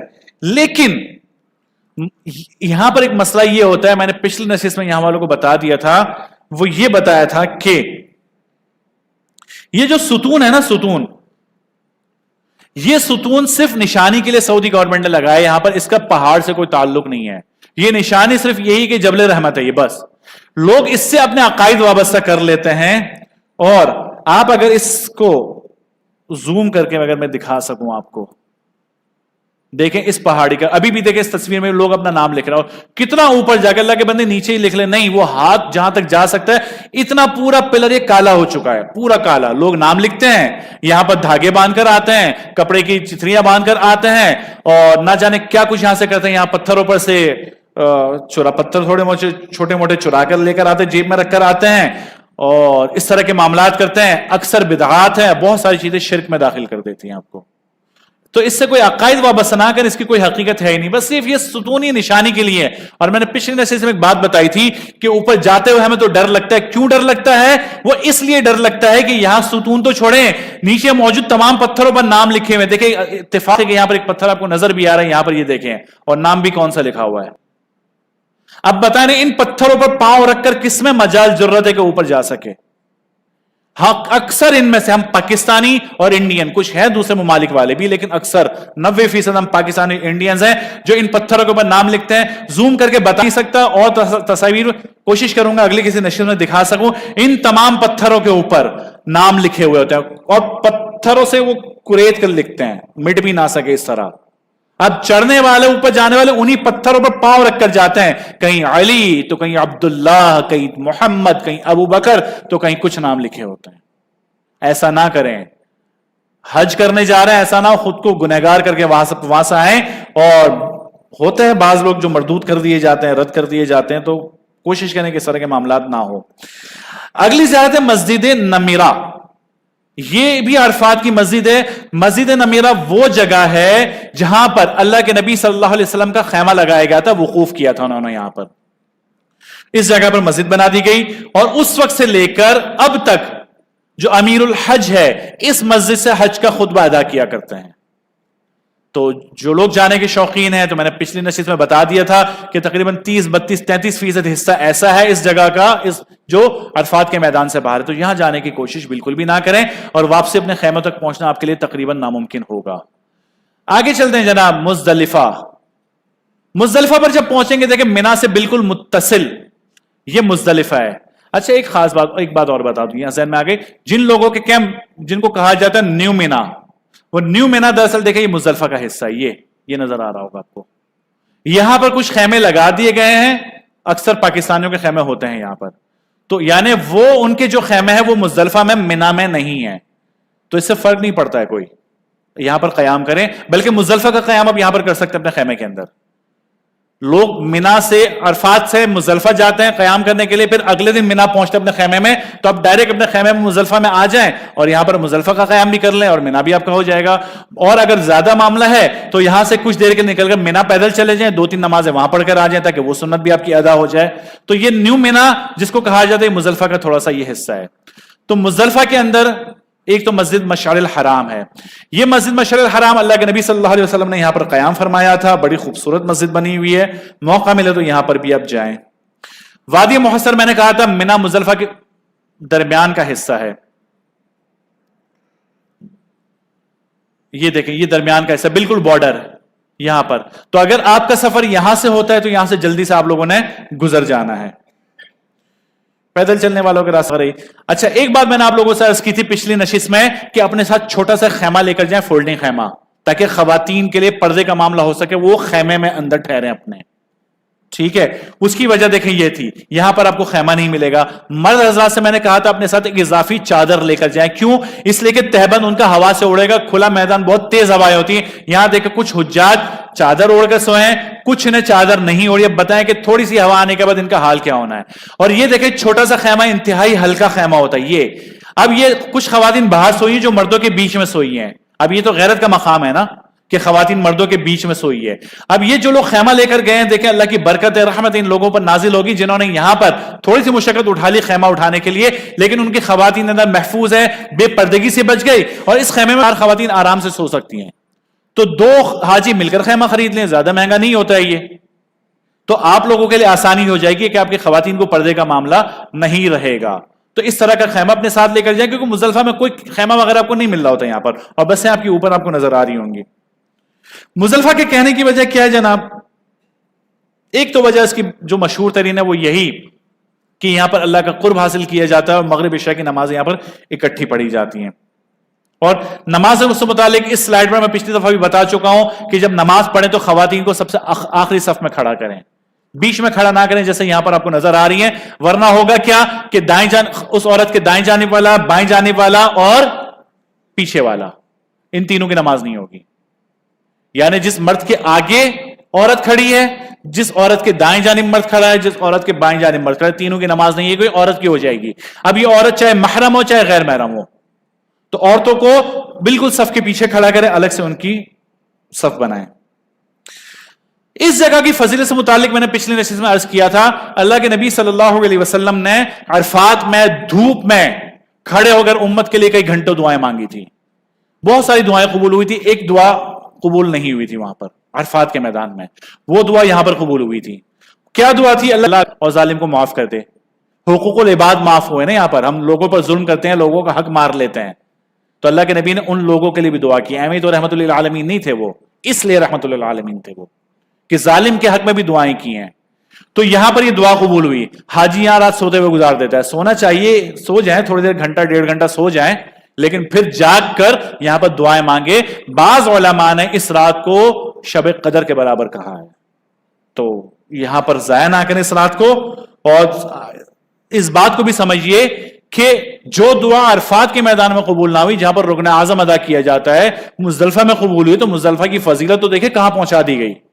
تو اس جگہ کو, اس وقت کو ضائع بالکل بھی نہ کریں. تو یہ کچھ چیزیں تھیں مسجد الحرام سے متعلق اور حج کے مقامات سے متعلق. اب آتے ہیں مسجد نبوی کی طرف. تو یہ سبز گنبد دھڑکتا ہے ہمارے دلوں میں. اللہ رب العزت ہر بندے کو یہاں کی زیارت نصیب فرمائے. پہلے اوپری ایک ویو بتا دیتا ہوں میں, تاکہ خواتین بھی یہاں پر موجود ہیں, آپ آزاد بھی موجود ہے, پتہ چل سکے کچھ چیزیں یہاں پر ہیں کہ کون سی جگہ, کون سا مقام کہاں پر ہے مسجد سے متعلق. اس کو سمجھ لیں. دیکھیں یہ گنبد خضرا ہے, اس کے بالکل سامنے, اس کو خضرا بھی کہا جاتا ہے, خضرا بھی کہا جاتا ہے, ٹھیک ہے. یہ قبلہ رخ سامنے ہے, یہ خواتین کے لیے نماز کی جگہ ہے, یعنی قبلہ سے بالکل, جیسے یہ قبلہ ہے بالکل پیچھے سامنے والی جگہ مخالف سمت, یہ خواتین کے لیے نماز کی جگہ ہے, ان کے لیے دروازے بھی وہیں پر بنے ہوئے ہیں. یہ ساتھ میں جنت البقیع ہے, اور یہاں پر زیادہ تر ہوٹل ایریاز ہیں جس کو کہا جاتا ہے لیڈیز گیٹ بھی کہا جاتا ہے اس جگہ کو, اور مرکزیہ. اچھا مرکزیہ اکثر آپ سے کہا, آپ لوگ سوال پوچھتے ہیں مرکزیہ, تو دیکھیں مرکزیہ جو پورا رنگ بنا ہوا ہے نا, یہ آپ کا یہ پورا جو رنگ بنا ہوا ہے, یہ رنگ, یہ قریب کا جو ہے نا 300 میٹر 350 میٹر یہ کہلاتا ہے, یہ سارا کا سارا مرکزیہ کہلاتا ہے. لہذا آپ کو جب بھی ہوٹل ملے آپ کہا جائے مرکزیہ میں, تو مرکزی صرف یہ لیڈیز گیٹ نہیں ہوتا, اکثر لوگ سمجھتے ہیں کہ اس لیڈیز گیٹ کی طرف, نہیں, مرکزیہ پورا کا پورا یہ چاروں طرف کہلائے گا آپ کا, آج کل کے ٹور ایجنٹ کی اصطلاح میں. اچھا جی, اب آتے ہیں مسجد کے اندر. اللہ کے نبی صلی اللہ علیہ وسلم جب ہجرت کر کے مدینہ منورہ تشریف لائے تو مسجد کی ضرورت محسوس ہوئی. پہلے تو کہیں اور رکے تھے, پھر یہاں پر پہنچے تھے, وہ آگے بتاؤں گا انشاءاللہ میں آپ کو. مسجد کی ضرورت محسوس ہوئی, جب مسجد بنائی انہوں نے, تو مسجد تعمیر کیسی کی گئی؟ مسجد تعمیر اس طرح کی گئی, ایک چھوٹی سی جگہ لی گئی 30 بائی 35 گز کی, جس میں اس طرح کے 18 ستون لگائے گئے, 3 سے 4 گز کے فاصلے پر ستون تھا, 18 ستون لگائے گئے. یہ جیسے ستون آپ کو یہاں پر نظر آ رہا ہے نا, یہ والے, یہ ستون, یہ ستون, یہ ستون, یہ اسی دور کے اسی جگہ پر یہ ستون بنے ہوئے ہیں جو پہلی ہجری میں اللہ کے نبی صلی اللہ علیہ وسلم نے اپنے ہاتھ دست مبارک سے اس مسجد کی تعمیر کی تھی. تو کل 18 ستون تھے, اور اس کی اونچائی تقریباً 7.5 فٹ تھی. اس اونچائی کی نشاندہی دیکھیں اس پلر کے اوپر, یہ ان پتیوں سے نشاندہی کر دی گئی. تو 7.5 فٹ اونچائی کی مسجد بنائی گئی, 30 بائی 35 گز کی مسجد بنائی گئی. اچھا جناب, تو یہ چھوٹی سی مسجد بنی. 7 ہجری میں ایک غزوے سے واپسی پر ضرورت پڑی, مسلمان بڑھ چکے ہیں, مسجد بڑی کی جائے. تو اسی مسجد کو 30 بائی 35 گز کی جگہ 7 ہجری میں بڑا کر دیا گیا, اور 100 بائی 100 گز کی جگہ کر دیا گیا اس کو. اور اونچائی جو 7.5 فٹ تھی یہاں پر, اس کو بڑا کر کے 10 فٹ کر دیا گیا یہاں تک. نشاندہی کے لیے انہوں نے اس طرح کے نشانات وہاں پر لگا دی. ان کا احسان ہے ہمارے اوپر کہ کم از کم نشانیاں انہوں نے وہاں پر رکھی ہے. تو یہ 2 طرح کی تعمیرات اللہ کے نبی صلی اللہ علیہ وسلم کے دور میں ہوئی, پھر صحابہ کرام کے دور میں مختلف تعمیرات ہوتی رہی. فی الحال ہم بات کریں گے اس دور کی. اب اگر ہم میں سے کوئی چاہتا ہے کہ اس مسجد میں جائے اور نماز پڑھے, آسان ہے, مشکل نہیں ہے, جا سکتے ہیں. تو پہلی پہچان تو میں نے آپ کو بتا دی تھی, پیچھے آؤں گا. یہ والے پلرز ہیں, نسبتاً ہلکے گلابی رنگ کے پلرز ہیں یہ, ٹھیک ہے, یہ پلرز ہیں. تو یہ تقریباً 18 ستون ہوں گے, اور اس کے بعد پھر یہ پلرز ہوں گے جو اونچائی کے طور پہ یہ بتا دیے گا 100 بائی 100 گز کی جگہ بن گئی. اور ایک بڑی نشانی یہ ہے کہ اس جو اراؤنڈ سراؤنڈنگ میں یہ پلرز کے اوپر دیکھیں, آپ کو یہ اوپر نظر آ رہا ہے, میں نے زوم کر کے بتا رہا ہوں, یہاں پر حد مسجد النبی علیہ الصلوۃ والسلام سعودی گورنمنٹ نے خود لکھ دیا. تو آپ جب دیکھیں گے پلر کے اوپر، یہ بالکل پلر کے اوپر ایسے دیکھیں گے آپ کو لکھا ہوا نظر آئے گا، تو یہ لائن سے ستون بنے ہوئے ہیں، تو اس ستون سے اس طرف کھڑے ہو کر نماز پڑھ لیں، یہاں پر بیٹھنے کی کوشش کریں گے بیٹھے اسی طرف، تو آپ اس پلر سے اس طرف بیٹھے ہیں تو آپ اس دور کی مسجد میں بیٹھے جس کو پرانی مسجد کہا جاتا ہے، جو اللہ کے نبی صلی اللہ علیہ وسلم نے اپنے دست مبارک سے تعمیر کی تھی، تو کوشش کریں کہ اس جگہ پر اپنا مسکن بنائیں۔ یہ مسجد ہو گئی۔ اب آتے ہیں مصلی رسول صلی اللہ علیہ وسلم پر۔ اللہ کے نبی صلی اللہ علیہ وسلم نے 3 جگہ پر مسجد نبوی میں نماز پڑھائی، 2 جگہ میں آپ کو بتا نہیں سمجھا نہیں پاؤں گا یہاں پر، اس کے لیے فزیکلی دکھانا پڑے گا۔ ایک مقام چونکہ مشہور ہے وہ آپ کو بتا دیتا ہوں، وہ دیکھیں ویسے تو ایک جگہ یہ والی بھی ہے، اگر آپ اسوانہ عائشہ سے پیچھے تقریباً 5-6 صفحے آئیں گے نا تو یہ ستون آپ کو نظر آئے گا، وہاں پر جا کر نماز پڑھ سکتے ہیں، لیکن بہرحال مشہور جو جگہ ہے یہ وہ جگہ مصلی رسول، یہاں پر دیکھیں انہوں نے یہ لکھا ہوا بھی ہے کہ یہ مصلی رسول صلی اللہ علیہ وسلم ہے۔ جب باب السلام سے آپ داخل ہوں گے سلام پیش کرنے کے لیے تو ریاض الجنہ کے ساتھ، ریاض الجنہ ہی میں آپ کو یہ مصلی نظر آ جائے گا۔ یہاں پر اللہ کے نبی صلی اللہ علیہ وسلم نماز پڑھایا کرتے تھے، اور آج سے قریب 5-6-7 سال پہلے تک حضرت عثمان رضی اللہ عنہ کے دور سے، چونکہ ان کے دور میں تعمیر ہوئی تھی، جیسے یہ قبلہ ہے، جیسے اگر آپ یوں سمجھے کہ یہ مصلی رسول ہے موجود ہے یہ پلر، تو آگے 2 سے 3 صفحے نئی تعمیر ہو گئی تھی قبلہ رخ۔ حضرت عثمان رضی اللہ عنہ کے دور میں توسیع ہوئی تھی یوں، اور ایل شیپ میں اس طرف بھی توسیع ہوئی تھی، تو یوں توسیع کر کے اس طرح ایک محراب بنا دیا گیا جس کو محراب عثمانی کہا جاتا ہے۔ تو حضرت عثمان رضی اللہ عنہ کے دور سے لے کر آج سے 5-6 سال پہلے تک اس محراب میں ہر آنے والا امام نماز پڑھاتا تھا۔ آج سے 5-6 سال پہلے یہاں سے شفٹ ہو کر دوبارہ امام اس محراب میں آ گئے، اور اب یہاں سے نماز پڑھائی جاتی ہے جہاں سے اللہ کے نبی صلی اللہ علیہ وسلم نماز پڑھایا کرتے تھے۔ اور اس کی خاص بات یہ ہے کہ یہ اس طرح یہ محراب تعمیر کیا گیا، جیسے آپ کو یہ نظر آ رہا ہے یہ جگہ، کہ جس جگہ پر موجودہ امام اپنا سجدہ کرتا ہے، سر رکھتا ہے، عین وہ مقام میں جہاں پر اللہ کے نبی صلی اللہ علیہ وسلم کے قدم مبارک ہوا کرتے تھے، ان کی سجدہ گاہ کو اس تعمیر کے اندر چھپا دیا گیا ہے تاکہ بے ادبی وغیرہ نہ ہو۔ تو اس وقت امام اس جگہ پر اپنا سر رکھتا ہے۔ ایک بات تو یہ، البتہ یہاں امام کے آنے سے ایک مسئلہ ضرور ہو گیا ہے، وہ یہ ہوا ہے کہ امام پیچھے ہو گیا تھوڑا سا، پہلے یہاں پر تھا امام، اب یہاں پر ہو گیا، تو امام کی جگہ سے یہاں سے لے کر یہ اور پھر آگے بہت بڑا صحن ہے مسجد نبوی کا، بہت بڑا صحن خالی۔ لوگ کیا کرتے ہیں وہاں پر، ان لوگوں نے بیریئرز لگائے ہوئے، پٹیاں لگائی ہوئی تھی، بسا کو پٹیاں ہٹ جاتی ہیں، لوگ امام سے آگے کھڑے ہو کر نماز پڑھتے ہیں، اور اکثر شرطے بھی کھڑا کر دیتے ہیں خاص کر کے جمعے کے دن۔ تو کوشش آپ نے یہ کرنی ہے کہ آپ کو پتا ہونا چاہیے باب السلام والا دروازہ کہاں پر ہے، وہ آگے میں آپ کو دکھا بھی دوں گا۔ آپ نے اس سب سے پیچھے ہی نماز پڑھنی ہے، نماز چھوٹتی ہے نا اگر آپ کو جگہ نہ ملے چھوڑ دیں نماز ہوگی نہیں، امام سے یہاں امام سے آگے جو نماز پڑھے گا اس کی نماز نہیں ہوگی، تو امام سے آگے نماز ہوتی نہیں ہے، تو آپ نے کیا کرنا ہے، دیکھنا ہے کہ امام کہاں پر کھڑا ہے، امام سے پیچھے جا کر کھڑا ہونا ہے۔ تو لوگ اکثر امام سے آگے کھڑے ہوتے ہیں، اور یہی مرحلہ مسجد الحرام میں ہوتا ہے، لیکن مسجد الحرام میں شرطیں ہٹا دیتے ہیں، آگے سے کھڑا نہیں ہونے دیتے۔ آپ نے اکثر دیکھا ہو پیچھے سے نماز پڑھاتے ہیں، اور آپ اگر ویڈیوز دیکھیں گے آپ کو نظر آئے گا مسجد الحرام کا ایک بہت ہی ہوتا ہے کہ امام پیچھے سے نماز پڑھاتے ہیں، امام کی آگے والی جگہ خالی کرا دی جاتی ہے، اور سراؤنڈنگ میں لوگ آگے وہاں پر جا کر نماز پڑھ سکتے ہیں۔ مسجد نبوی میں پورے آگے والے صحن میں کوئی بھی نماز نہیں پڑھ سکتا امام سے آگے، تو یہ آپ نے خیال کرنا ہے، ایسا نہ ہوا 50,000 نمازوں کا اجر آپ ضائع کر جائیں۔ اگلا مرحلہ ممبر رسول صلی اللہ علیہ وسلم کا۔ یہاں پر ایک خوبصورت ممبر نظر آ رہا ہے۔ اللہ کے نبی صلی اللہ علیہ وسلم ہوتا یہ تھا کہ ایک درخت کا خشک تنا ہوتا تھا، اس کو سہارا دے کر کھڑے ہوتے تھے اور لوگوں کو واعظ و نصیحت کرتے تھے۔ جب عمر تھوڑی سی بڑھنا شروع ہوئی، ضعف بڑھنے لگا، اللہ کے نبی صلی اللہ علیہ وسلم تھک جایا کرتے تھے۔ حضرت جابر رضی اللہ عنہ نے کہا، اے اللہ کے نبی، میں نے دیکھا ہے کچھ علاقوں میں جا کر کہ وہاں پر ممبر بنے ہوئے ہیں بادشاہوں کے لیے، حکمرانوں کے لیے، آپ کے لیے ایک ممبر تعمیر کر دیا جائے تاکہ آپ گھنٹوں تک واعظ و نصیحت کرتے ہیں، اس ممبر پر بیٹھ کر آپ واعظ و نصیحت کر لیں۔ یہ جب ہی سے یہ ممبر بننا شروع ہوئے، ورنہ آج امام آج بھی کھڑا ہو کر رہا ہوتا واعظ و نصیحت۔ تو اللہ کے نبی صلی اللہ علیہ وسلم نے اس مشورے کو پسند کیا اور ان کے لیے ممبر بنا دیا گیا۔ تو یہ ممبر جو ہے یہ وہ ممبر نہیں ہے، یہ جگہ وہ ہے جہاں پر وہ ممبر ہوا کرتا تھا۔ ٹھیک ہے جناب؟ اچھا، لیکن ممبر بننے سے ایک معاملہ کیا ہوا؟ معاملہ یہ ہوا کہ وہ جو خشک تنا تھا جس پر اللہ کے نبی صلی اللہ علیہ وسلم سہارا دے کر کھڑے ہوتے تھے، وہ ہو گیا محروم۔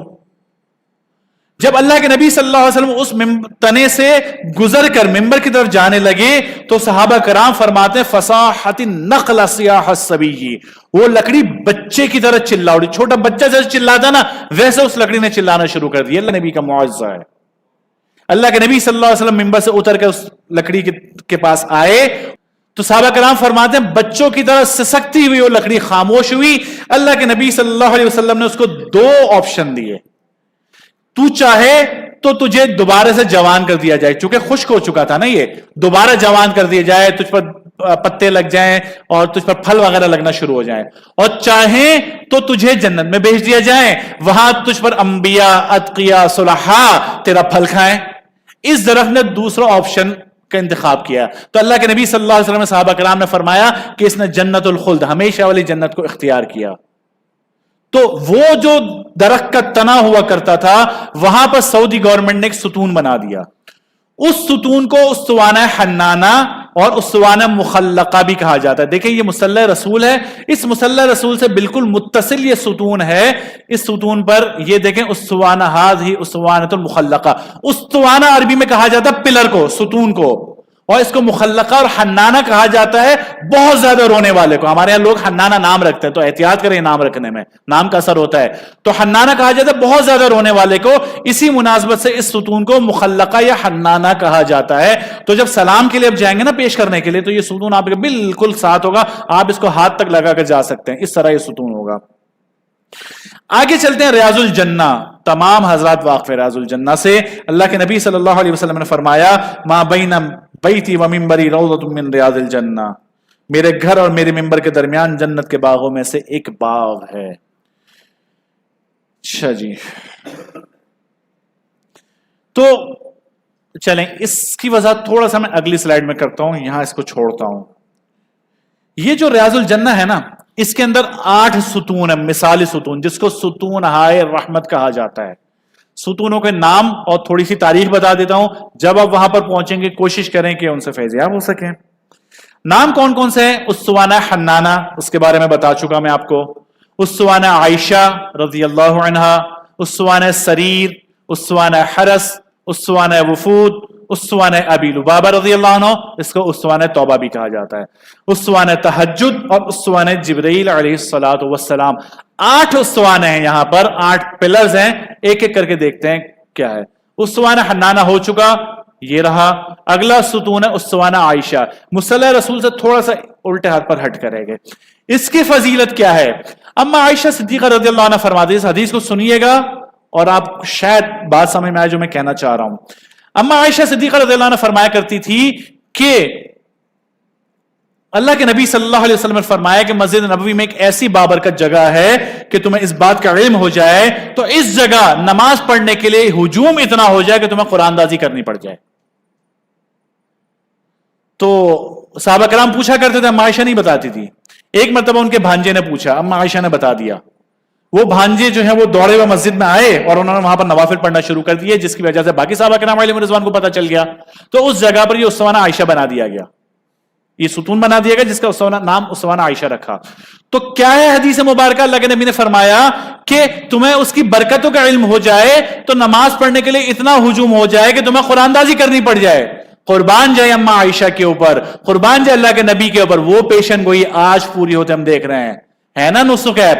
آج انشاءاللہ اس زیارت کے بعد نسک ایپ کی ترتیب ہے، بغیر قرآن دازی کے ہم میں سے کوئی بھی اندر نہیں جا پاتا، اور بعض تو جا ہی نہیں پاتے ہیں، اور پورے سال میں ایک مرتبہ اجازت ہے، اب تو دوبارہ نہیں جا سکتے آپ۔ تو اس وقت کی گئی پیشن گوئی آج آنکھوں سے پورے ہوتے ہیں، حقانیت کو اسلام کی ہم دیکھ رہے ہیں، بغیر قرآن دازی کے ہم میں سے کوئی بھی یہاں پر نہیں جا سکتا ہے۔ ایک وقت ایسا بھی تھا جب ہم جاتے تھے پوری رات گزارنے کا موقع ملتا تھا، یہاں پر پوری رات گزارتے تھے اور کوئی مسئلہ ہی نہیں ہوتا تھا۔ یہاں پر تھے کچھ جاننے والے یہاں پر ہمارے، جن کی وجہ سے آسانی ہو جاتی تھی۔ اب دیکھ لیں، تو جس کو جتنا موقع ملا اس پر شکر ادا کریں، اس کی قدر کریں۔ اچھا جی، آگے آتے ہیں۔ یہ جالیوں سے پہلے ایک پلر ہے جس کو اسطوانہ الوفود کہا جاتا ہے۔ اسطوانۃ الوفود یہ وفد کی جمع ہے۔ اللہ کے نبی صلی اللہ علیہ وسلم کو دور دراز سے جو لوگ ملنے آتے تھے ان کو یہاں پر ٹھہرایا جاتا تھا، تو اس وجہ سے اس کو اسوانۃ الوفود کہا جانے لگا. بالکل اس کے برابر میں ایک ستون ہے جس کو اسوانۃ الحرس کہا جاتا ہے. حرس کہا جاتا ہے چوکیداری. جب اس طرح سے لوگ آنا شروع ہو گئے, وفود آتے تھے, تو خطرہ تھا کہ ایسا نہ کوئی اللہ کے نبی پر حملہ کر دے. تو یہاں پر کوئی نہ کوئی ایک صحابی کھڑا ہوتا تھا, جو کھڑے ہوتے تھے, جو یہاں پر چوکیداری کیا کرتے تھے, جس کی وجہ سے اس کو اسوانہ حرس کہتے ہیں. اکثر یہ موقع حضرت علی رضی اللہ عنہ کو ملتا تھا, اس کی وجہ سے اس کو اسوانہ علی بھی کہا جاتا ہے. اگلا ستون ہے جس کو اسوانہ سریر کہا جاتا تھا. سریر کہا جاتا چارپائی کو.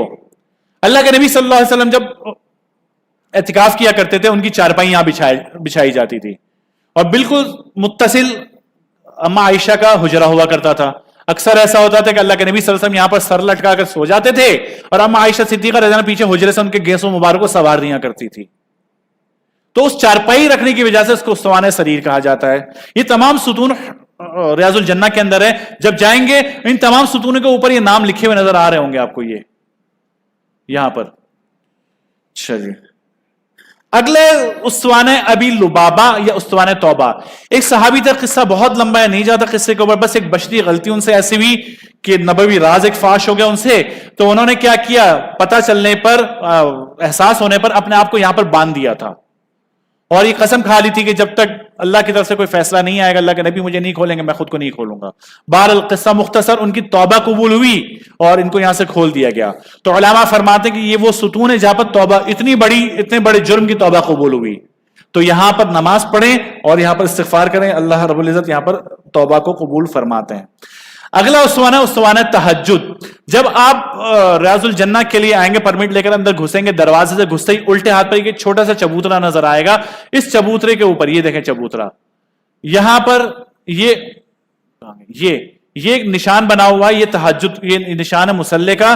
یہاں پر اللہ کے نبی صلی اللہ علیہ وسلم تہجد کی نماز پڑھا کرتے تھے. آج کل یہاں موقع نہیں ملتا جانے کا, آج اس کے قریب سے آپ کو گزارا جاتا ہے, یہاں جانے کا موقع نہیں ملتا ہے. اور ایک اسوانہ جس کو اسوانہ جبرائیل کہا جاتا تھا. اللہ کے نبی صلی اللہ علیہ وسلم سے جب حضرت جبرائیل علیہ السلام ملاقات کے لیے تشریف لاتے تھے انسانی شکل میں, تو وہ اس دروازے سے آیا کرتے تھے. اب وہ ستون جالیوں کے اندر ہے, اس کی زیارت نہیں ہو سکتی. تو یہ کل 8 مقام تھے, 8 ستون تھے, جس کا آپ کا جاننا اس لیے ضروری ہے کہ ریاض الجنہ میں جائیں گے تو ان کی زیارت بھی کریں, ان سے فائدہ بھی اٹھائیں. اصحاب صفہ کا چبوترا.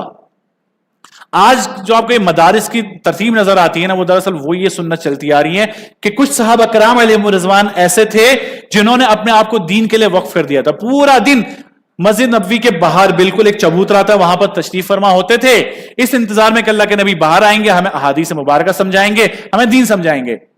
اور ان کے کھانے پینے کا بندوبست دوسرے صحابہ کرام کیا کرتے تھے. آج بھی دیکھیں ویسا ہی ہے نا, مدارس چلتے کس پر ہیں کہ کچھ طلباء ایسے ہوتے ہیں جو پورا دن 24 گھنٹے مدرسے کے اندر دین کی تعلیم حاصل کرنے میں رکتے ہیں, اور کچھ مخیر حضرات ایسے ہیں جو ان کے کھانے پینے کا بندوبست کرتے ہیں. تو یہ دونوں سنتیں اس وقت سے چلی آ رہی ہیں. پڑھنے والے بھی اس اصحاب صفہ کی سنت پر عمل کرتے ہیں, اور جو مخیر حضرات ہیں وہ ان صحابہ کرام کی سنت پر عمل کرتے ہیں جو ان کے لیے کام کرتے تھے. تو آج تک یہ معاملہ چلا آ رہا ہے. تو یہ جو اصحاب صفہ کا چبوترا ہے, دراصل سمجھنے والی بات یہ ہے, یہ جو چبوترا آپ اندر آئیں گے, ایک بڑا سا چبوترا نظر آئے گا جو مشہور ہے کہ اصحاب صفہ کا چبوترا ہی, اصحاب صفہ کا چبوترا نہیں ہے. نہ عقلاً بنتا ہے اور نہ کسی اور اعتبار سے اس کو ہم کہہ سکتے ہیں. کیوں نہیں بنتا ہے؟ اس وجہ سے کہ مسجد نبوی کے بالکل باہر کا حصہ ہے, بالکل باہر. اور اس دور کی جو مسجد کی تعمیر ہے, میں نے پہلے بھی بتا چکا ہوں, یہ دیکھیں آپ کو نظر آ رہا ہے, یہ دیکھیں مسجد نبوی کی یہ ستون ہے, یہ سارے جو میں نے بتایا نا پرانی مسجد, یہ سارے ستون ہیں یہ, ٹھیک ہے. اور موجودہ چبوترا یہ رہا, ٹھیک ہے. تو یہ تو آپ کی جو یہ آپ کا حجرہ یہ ہوا کرتا تھا, اور وہ حجرہ مسجد سے باہر تھا. باقی ازواج مطہرات کے حجرے یہ ہیں. تو یہ تو حجروں کے بالکل سامنے آ رہا ہے یہ چبوترا, تو یہ کسی طور پہ بھی نہیں ہو سکتا. وہ چبوترا کہاں پر ہے؟ یہ جو استوان ہے, یہ دیکھیں مصلی رسول, یہ مصلی رسول, یہ مصلی رسول. اس سے آپ یہ پلرز گن لیں, پہلی توسیع والا حصہ تو ریاض الجنہ میں داخل ہو گیا. دوسری توسیع کے بعد جو اصحاب صفہ بیٹھتے تھے وہ یہ چبوترا بنتا تھا. تو یہاں سے آپ پلرز یہ گن لیں, کتنے پلر بنتے ہیں؟ 9 10 11 پلرز بنتے ہیں. آپ نے کیا کرنا ہے, اور یہاں پر بیٹھا جا سکتا ہے. اس کی آسان نشانی یہ, جب مسجد میں داخل ہوں گے نا پیچھے کی جانب, تو وہاں پر کنات لگا دی جاتی ہے, اس کنات سے بالکل متصل یہ جگہ ہے. تو آپ وہاں کھڑے ہو کر دیکھیں بالکل سامنے آپ کو یہ محراب رسول نظر آئے گا. اس محراب رسول کے بالکل سامنے پلرز گنتے جائیں اور یہاں پر آپ بیٹھ جائیں. یہ اصحاب صفہ کا چبوترا. اکثر لوگ یہاں بیٹھے ہوتے ہیں, یہاں پر اس جگہ پر. کیوں وہ یہاں اس لیے بیٹھتے ہیں کہ بالکل سامنے یہاں پر اللہ کے نبی صلی اللہ علیہ وسلم کی قبر مبارک ہے. علماء کو ہم نے دیکھا, طلباء کو دیکھا, وہ یہاں بیٹھتے. کیوں؟ وہ ان برکات کو حاصل کرتے ہیں جو اس دور کے طلباء کو برکات حاصل تھی کہ ہم طالب علم ہیں, ہم سیکھنے سکھانے والے لوگ ہیں, تو ہمیں وہ برکات چاہیے. موقع ملا یہاں پر افطاری بھی بڑی اچھی, بہت زبردست قسم کی افطاری مل جاتی ہے پیر اور جمعرات کے دن. تو جب آپ وہاں پر جائیں تو کوشش کریں کہ اس مقام پر آئیں. وہ چبوترا کس چیز کا؟ اب سوال یہ بھی بنتا ہے نا, آپ کو یاد ہوگا کہ اچھا وقت زیادہ ہو رہا, آپ کہیں تو میں اس کو روکنا شروع کروں, چلتا جاؤں. آپ کو یاد ہوگا ایک قصہ کہ کچھ بدبخت ایسے تھے جنہوں نے سرنگ بنائی تھی کہ اللہ کے نبی صلی اللہ علیہ وسلم کے جسم مبارک کو وہاں سے نکالوں.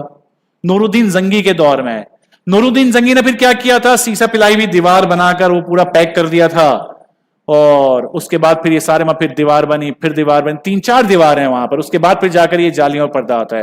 تو اس دور میں جب یہ کام ہو رہا تھا تو نور الدین زنگی رحمۃ اللہ علیہ نے ایک جتھا فوجیوں کا وہ تعینات کیا تھا. وہ اس چبوترے پر کھڑا ہوتا تھا پہرے داری کے لیے. تو یہ چبوترا اس لیے قائم کیا گیا تھا. گزرتے وقت کے ساتھ مشہور ہو گیا کہ وہ چبوترا ہے. تو بہرحال چبوترا یہ ہو یا وہ ہو, مسجد نبوی کا حصہ, برکات سے خالی تو وہ ہے نہیں. لیکن اصحاب صفہ کے نام پر جو چبوترا ہے وہ یہ مقام ہے. اب یہاں پر کوئی نشانی ہے نہیں اس کی. اب آتے ہیں ازواج مطہرات کے حجرات کی طرف. ایک حجرہ ایسا ہے جہاں پر آپ جا سکتے ہیں, باقی حجروں پر اب نہیں جا سکتے ہیں. جب آپ سلام کے لیے داخل ہوں گے نا باب السلام پر, عین اس جگہ پر جا کھڑے ہو کر دیکھیں یہ جالی مبارک, یہ جالی مبارک, اس کے بالکل سامنے اللہ کے نبی صلی اللہ علیہ وسلم کو آپ سلام پیش کرتے ہیں. تو یہ جگہ یہ حضرت حفصہ, اما حفصہ رضی اللہ عنہا بنت عمر فاروق رضی اللہ عنہا کا گھر ہوا کرتا تھا, حجرہ. اللہ کے نبی صلی اللہ علیہ وسلم کی زندگی کی کئی راتیں اور کئی دن یہاں پر انہوں نے بسر کی ہیں. ہم یہاں سے گزرتے ہیں اور ہمیں اس بات کا ادراک ہی نہیں ہوتا کہ کس مبارک جگہ سے ہم گزر رہے ہیں. عین یہ وہ مقام ہے جہاں پر حضرت حفصہ رضی اللہ عنہ کا گھر تھا. اما عائشہ کا گھر اندر تھا, اور باقی ازواج مطہرات کا گھر جب آپ سیدھے جائیں گے نا تو یہاں سے یہ گلی, ایک اس گلی کے اندر باقی امہات المؤمنین کا گھر ہوا کرتا تھا. اب اندر نہیں جانے دیا جاتا. اچھا جی, پھر آگے چلنے کے بعد یہ دیکھیں حضرت فاطمہ رضی اللہ عنہ کا گھر تھا. یہاں پر کیسے پہچانیں گے؟ دیکھیں یہ میں نے بتایا تہجد والا چبوترا. اس چبوترے سے بائیں جانب آپ جب اس طرف دیکھیں گے تو یہ جگہ ہے جو حضرت فاطمہ اور حضرت علی رضی اللہ عنہما کا گھر ہوا کرتا تھا. باقی حجرات اندر ہے, وہاں پر جانے ہی نہیں دیا جاتا, تو پھر اس کو بتانا اس وقت بیکار ہے. گنبد خضرا,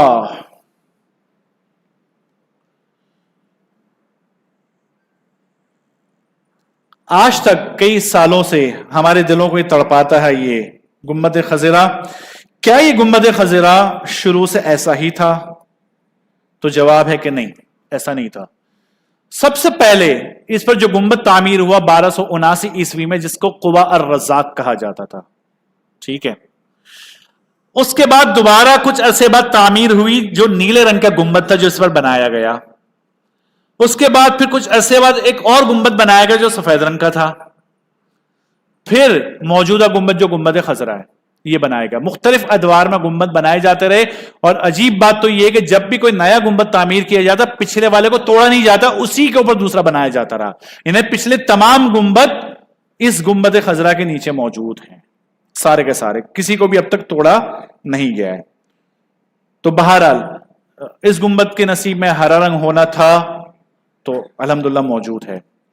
اب اگلی بات سمجھیں اس گنبد کو لانے کی وجہ کیا ہے. دیکھیں اس گنبد کے اوپر ایک چھوٹی سی کھڑکی ہے, یہ کھڑکی, جو لوگ یوٹیوب دیکھنے والے لوگ ہیں خاص کر کے ان کے لیے یہ دیکھیں زوم کر کے یہ تصویر کھڑکی ہے. اس کھڑکی کو دیکھ کر لوگ کہتے ہیں یہ قبر ہے, شکل سے قبر لگتی ہے, لوگ کہتے ہیں قبر ہے. قبر کس کی ہے یوٹیوب پر جا کر دیکھ سکتے, بہت ساری ویڈیو صرف لائک اور شیئرنگ کے لیے لوگوں نے یہ کام کیا ہوا ہے کہ اس کو بس اس طرح مشہور کرتے ہیں. ایک بدبخت تھا جو اس گنبد کے اوپر آیا گنبد کو توڑنے کے لیے, اور کسی نے روکا نہیں تو آسمان سے بجلی نازل ہوئی اور اس پر گرے, اس کو جلا دیا گیا. اب لوگوں نے اس کو اتارنا چاہا تو وہ نکل ہی نہیں رہا تھا وہاں سے. تو علماء نے فرمایا بھائی اللہ کی طرف سے معاملہ ہے, اس کی قبر یہی بنا دو. بدبختو, بدبخت چھوٹا لفظ کہہ رہا ہوں, بڑی گالی دینی چاہیے لوگوں کو. وہ بدبختو, نیچے اللہ کے نبی آرام فرمائے, اوپر کوئی منافق کو قبر بنے گی ان کے اوپر. بالکل بالکل گنبد خضرا اوپر دیکھو نا یار, ویڈیوز ہیں جا کر اب دیکھیں. लानत है अल्लाह रब्बुल इज्जत की ऐसे लोगों पर जो चंद पैसों, चंद टकों के लिए, चंद लाइक्स के लिए ऐसी वीडियो बनाते हैं। नीचे अल्लाह के नबी आराम फरमाए, हजरत शेखैन आराम फरमाए, ऊपर ये मुनाफिक, मुशरिक, यहूदी, काफिर, उसकी खबर बनेगी। इन्ना लिल्लाह, ऐसा नहीं है। बल्कि ये किस लिए है, इसकी मुख्तलिफ तौजीहात है, समझिए। पहली बात तो ये है कि अम्मा आयशा सिद्दीक़ा रज़ियल्लाहु अन्हा हयात थी, मदीना मुनव्वरा में कहत साली हुई, खूब खुश्की हो गई। सहाबा कराम अलैहिम रिज़वान अम्मा आयशा के पास आए। देखें, माएँ हर दौर में काम आती हैं, हर दौर में। सहाबा कराम भी उस वक्त अपनी अम्मा के पास गए। अम्मा आयशा सिद्दीक़ा रज़ियल्लाहु अन्हा फरमाया कि एक काम करो, उस वक्त तो एक गुम्बद नहीं था ना, छत थी, हुजरा था ना उस वक्त, कि ऐन अल्लाह के नबी की कब्र के ऊपर एक छोटी सी खिड़की बना दो ताकि आसमान और अल्लाह के नबी की कब्र के दरमियान कोई पर्दा ना रहे। वो खिड़की बना दी गई। अल्लाह की शान बादल है और ऐसा बरसे, ऐसा बरसे, ऐसा बरसे कि फरमाते हैं, किताबों में लिखा है कि जानवर खा पी कर ऐसे मोटे ताजे हो गए, ऐसे मोटे ताजे हो गए कि अब दुआ करनी पड़ गई कि इस बारिश को बंद हो जाना चाहिए, इतनी फरावानी हो चुकी। तो एक वजह ये, और दूसरी वजह यह है कि बसा औकात चूंकि बंद है ना गुंबद खजरा, तो हवा वगैरह के लिए रोशनदानी के बसा औकात इसको खोला जाता है ताकि अंदर से वो हब्स वगैरह को निकाला जा सके। और तीसरी कोई वजह नहीं, जो अभी वो कब्र वाली बात मैंने बताई थी, ऐसी कोई वजह नहीं। तो इन चीजों से खुद को बचाना चाहिए, अपनी ईमान की हिफाजत करनी चाहिए। तो इनकी ये दो तौजीहात हैं। अब आते हैं रोज़े रसूल सल्लल्लाहु अलैहि वसल्लम की तरफ कि कब्रों की तरतीब किस तरह है। लेकिन पहला सवाल यह है कि कब्र मुबारक यहां क्यों है अल्लाह के नबी सल्लल्लाहु अलैहि वसल्लम की? कहीं और भी तो हो सकती थी, यहां बनाने की वजह क्यों है? इसलिए कि हजरत अबू बकर सिद्दीक़ रज़ियल्लाहु अन्हु फरमाते हैं कि मैंने अल्लाह के नबी सल्लल्लाहु अलैहि वसल्लम से खुद यह सुना कि अल्लाह के नबी सल्लल्लाहु अलैहि वसल्लम ने फरमाया कि हर नबी को उसी मकाम पर दफनाया गया जहां उसकी वफात हुई। अल्लाह के नबी सल्लल्लाहु अलैहि वसल्लम की वफात अम्मा आयशा सिद्दीक़ा रज़ियल्लाहु अन्हा के हुजरे में, उनकी गोद मुबारक में हुई थी, वहीं पर दफना दिया गया उनको। तो कब्र मुबारक यहां पर क्यों है, उसकी वजह ये। तरतीब किस तरह से है? देखिए, तरतीब इस तरह से है कि ये अल्लाह के नबी सल्लल्लाहु अलैहि वसल्लम आराम फरमा है, उनके पांव की जानिब पर हजरत अबू बकर सिद्दीक़ रज़ियल्लाहु अन्हु, उनके थोड़ा सा हटकर हजरत उमर फारूक रज़ियल्लाहु अन्हु, और एक कब्र मुबारक की जगह खाली है। अल्लाह के नबी सल्लल्लाहु अलैहि वसल्लम ने फरमाया कि कुर्ब क़यामत में हजरत ईसा अलैहिस्सलातु वस्सलाम तशरीफ लाएंगे, उनकी वफात के बाद उन्हें इस जगह पर दफन किया जाएगा। जैसा कि इस हदीस में है कि ईसा इब्न मरियम अलैहिस्सलाम जमीन पर उतरेंगे, निकाह करेंगे, उनकी औलाद होगी और दुनिया में उनकी मुद्दत कमोबेश 45 साल होगी, फिर वफात होगी और वो मेरी कब्र यानी मेरे मकबरे के पास, मेरे पास दफन किए जाएंगे। और कयामत के दिन मैं और हजरत ईसा अलैहिस्सलातु वस्सलाम दोनों एक मकबरे से अबू बकर और उमर रज़ियल्लाहु अन्हुमा के दरमियान उठेंगे। ये दुनिया की मुबारक तरीन चार हस्तियां, मुबारक तरीन चार हस्तियां जो एक साथ आराम फरमा और एक साथ रोजे महशर यहां से उठेंगी। तो एक कब्र की जगह खाली है, बाकी दो सहाबा कराम यहां पर आराम फरमाए। कि एक पोस्ट देखी थी, बड़ी अच्छी पोस्ट लगी थी कि अक्सर सहाबा कराम की फजीलत को हम सुनते हैं और बोल सकते हैं, इन दो सहाबा कराम की फजीलत को दिखाया भी जा सकता है कि वो अल्लाह के नबी के साथ आराम फरमा है। यहां पर आगे चलते हैं जनाब। एक किस्सा तो आपने नूरुद्दीन जंगी वाला आपको पता ही है, एक किस्सा और है। वो किस्सा ये अल्लामा समूदी रहमतुल्लाह अलैह ने नकल किया कि हल्ब के कुछ राफजी थे, हर दौर में ये बदबख्त ऐसे रहे हैं। हजरत शेखैन यानी हजरत अबू बकर सिद्दीक रज़ियल्लाहु अन्हु, हजरत उमर फारूक रज़ियल्लाहु अन्हु के अजसाम निकालने की नापाक जसारत की थी। किया क्या था उन्होंने? मदीना के गवर्नर को अपने साथ मिलाया, पैसे वैसे दे दिलाकर कुछ, ठीक है। 40 राफजी थे, तो गवर्नर ने चौकीदार को बोल दिया रात को मेरे कुछ मेहमान आएंगे, जो वो करें उनको करने देना, रोकना नहीं। वो 40 राफजी आए कुदाल बेलचे लेकर और अंदर दाखिल हुए बाबू सलाम की तरफ से। थोड़ा सा आगे गए तो इस मकाम पर देखें, यहां से कुछ फासले पर ही रोजा रसूल आ गया है। ये अब निशान नजर नहीं आते, कारपेट बिछे हुए हैं।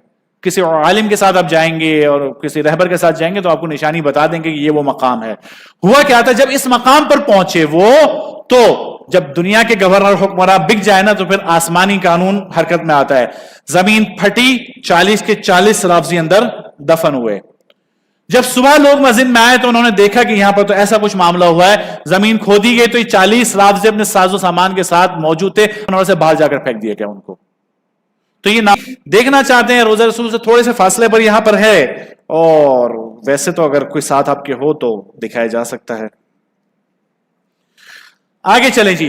جب سلام پیش کرنے کے بعد باب جبرائیل سے باہر آئیں گے نا، جیسے آپ باب جبرائیل سے بالکل ایک جگہ بنی ہوئی ہے، مسلل جنائز کہا جاتا ہے اس کو، یعنی اللہ کے نبی صلی اللہ علیہ وسلم کے آرام کی خاطر صحابہ کرام نے ترتیب یہ بنائی تھی کہ اس دور میں جب اموات ہوتی تھی تو اس میت کو صحابہ کرام علیہ الرضوان یہاں پر لے آیا کرتے تھے، اللہ کے نبی صلی اللہ علیہ وسلم اپنے گھر سے باہر آ کر یہاں پر جنازے کی نماز پڑھایا کرتے تھے، تو اس جگہ کو مسلل جنائز کہا جاتا ہے۔ اب یہ دروازہ بند ہے، اندر اسٹور روم بنایا گیا ہے، مسجد نبوی سے متعلق چیزیں یہاں پر موجود ہوتی ہے، بس اس کو آپ قریب سے زیارت کر سکتے ہیں، بلکہ باب جبرائیل سے باہر آنے کے بعد یہاں پر تھوڑی دیر کھڑے ہو سکتے ہیں، اجازت ہوتی ہے اس کی، یہ جگہ ہے جناب وہ۔ اچھا جی، هذه خوخة سیدنا ابو بکر صدیق رضی اللہ عنہ۔ اکثر صحابہ کرام علیہ رضوان کے گھر کے دروازے یا کھڑکیاں مسجد نبوی کے اندر کھلا کرتی تھی۔ آخری وقت میں اللہ کے نبی صلی اللہ علیہ وسلم نے تمام صحابہ کرام کو حکم دیا کہ جتنی بھی کھڑکیاں دروازے جو مسجد نبوی میں کھلتی ہیں نا، سب کو بند کر دیا جائے، بس ایک دروازہ ایک کھڑکی کھلی رکھی جائے جو حضرت ابوبکر صدیق رضی اللہ عنہ کے گھر کی کھڑکی ہے۔ تو خوخہ کہا جاتا ہے اس روشن دان کو، اس بڑے دریچے کو جہاں سے اندر آنا جا سکے یا جہاں سے روشنی وغیرہ آئی جا سکے۔ دیکھیں یہاں پر لکھا ہوا ہذہ خوخۃ سیدنا ابوبکر صدیق رضی اللہ عنہ، تو یہاں سے یہ نشانی لگا دی کہ تھوڑا آگے اس کے ساتھ وہ گھر ہوا کرتا تھا۔ نشانی کیا ہے؟ باب السلام کے بالکل ساتھ باب ابوبکر صدیق رضی اللہ عنہ ہے۔ خواتین کو موقع ملتا ہے آج کل جب وہ ریاض الجنہ جاتی ہے نا، انہیں اس دروازے سے باہر نکالا جاتا ہے، یعنی انہیں اس جگہ پر بیٹھنے کا بہت بہترین موقع ملتا ہے خواتین کو، پہلے انہیں یہ جگہ پر آنے نہیں دیا جاتا تھا۔ تو ریاض الجنہ کے بعد جب ان کو نکالا جاتا ہے نا باہر، ان کو اس دروازے سے اب نکالا جاتا ہے، تو بہت سکون کے ساتھ یہاں پر بیٹھ سکتے ہیں۔ مرد حضرات کیا کریں گے؟ مرد حضرات جب سلام پیش کرنے جائیں گے تو سلام پیش کرنے کے لیے باب السلام سے جیسے ہی داخل ہوں گے، داخل ہوتے ہی الٹے ہاتھ پر آپ جب پلٹ کر دیکھیں گے، آپ کو یہ تختی نظر آئے گی جو اوپر لگی ہوئی ہے، بس تو وہاں پر آ جائیں اور یہاں پر اپنا وقت گزاریں، نوافل پڑھیں۔ دیکھیں لکھا ہوا یہ خوخۃ سیدنا ابوبکر صدیق رضی اللہ عنہ، نوافل پڑھیں، یہاں پر اپنا وقت گزارے کریں۔ یہ جتنی زیارت بتا رہا ہوں، کبھی یہاں پر جا کر بیٹھیں، کبھی وہاں پر بیٹھیں، تاکہ وہ برکات ملتی رہیں۔ چلتے چلتے جب جالیوں کے بالکل سامنے آپ دیکھیں گے نا، تو یہ بڑا سا کیمرہ آپ کو نظر آئے گا۔ 90s کے دور میں، 2000 کے دور میں، جب پی ٹی وی سے رات عشاء و مغرب کی اذان نشر ہوتی تھی نا، تو وہ جو نشر ہوتی تھی تو پہلا ویو آتا تھا جالیوں کا، وہ ویو اسی کیمرے سے لیا جاتا تھا۔ یہ دریچہ آل عمر کہا جاتا ہے، حضرت عبداللہ بن عمر رضی اللہ عنہما کا گھر یہاں پر ہوا کرتا تھا، یہ بالکل جالیوں کے سامنے ہے۔ عبداللہ ابن عباس رضی اللہ عنہ کا گھر، باب السلام سے جب آپ داخل ہوں گے سلام پیش کرنے کے لیے، داخل ہوتے ہی سیدھے ہاتھ پر آپ یہ دیکھیں گے، اوپر دیکھیں یہ فَإِنَّ خَيْرَ الزَّادِ التَّقْوَىٰ وَاتَّقُونِ يَا أُولِي الْأَلْبَابِ، وَاتَّقُونَ کے نون کے اوپر ایک چھوٹا سا کھڈا ہے، گڑھا ہے۔ یہ کیا ہے دراصل؟ حضرت ابن عباس رضی اللہ عنہما کا گھر یہاں پر ہوا کرتا تھا۔ حضرت عمر رضی اللہ عنہ کے دور میں جب مسجد نبوی کی توسیع کا مرحلہ آیا کہ مسجد نبوی کو توسیع کیا جائے، بڑھایا جائے، تو انہوں نے صحابہ کرام کے گھر لینا شروع کیے اور مسجد میں داخل کرنا شروع کیا۔ یہاں پر ایک پرنالہ ہوا کرتا تھا جس سے پانی گرتا ہے نا چھتوں کا، تو اس پرنالے سے غالباً پانی آتا ہوگا، نمازیوں کے کپڑے گندے ہوتے ہوں گے۔ حضرت عمر فاروق رضی اللہ عنہ اس پرنالے کو ہٹا دیا۔ حضرت ابن عباس رضی اللہ عنہ کو جب پتہ چلا، وہ ناراض ہوئے، کہا اچھا دور تھا نا ایمانداری کا، تو حکمرانوں سے بھی سوال کر دیا جاتا تھا۔ کہا عمر امیر المؤمنین، یہ کیا کیا؟ آپ کو پتہ ہے پرنالہ کس نے لگایا تھا؟ یہ اللہ کے نبی صلی اللہ علیہ وسلم نے خود اپنے دست مبارک سے لگایا تھا پرنالہ۔ اور حضرت عمر فاروق رضی اللہ عنہ ہمیشہ حق بات کو قبول کرنے والے تھے، سخت پشیمان ہوئے، کہا مجھے معاف کرو، اور اب میری سزا یہ ہے کہ میرے کندھے پر کھڑے ہو کر تم اس پرنالے کو لگاؤ، اور ایسا ہی کیا گیا۔ اس پرنالے کی نشانی کے طور پر یہ نون پر انہوں نے یہ نشان لگا دیا ہے، بہت آسانی اس کی زیارت کی جا سکتی ہے۔ دیکھیں یہ باب السلام کا دروازہ ہے، دروازے سے بالکل داخل ہوتے ہی آپ کو یہ نظر آ جائے گا۔ تو یہ پوری آیت مبارکہ میں لکھی وما تفعلوا من خیر یعلمہ اللہ وتزودوا فإن خیر الزاد التقوی واتقون یا اولی الالباب۔ باہر آئے دروازہ نمبر 21 اور 22 پر۔ آج کل خواتین کے لیے یہ دروازہ بھی بڑا آسان ہے، ان کے لیے یہاں پر جگہ بنا دی گئی ہے۔ کیا ہے جناب؟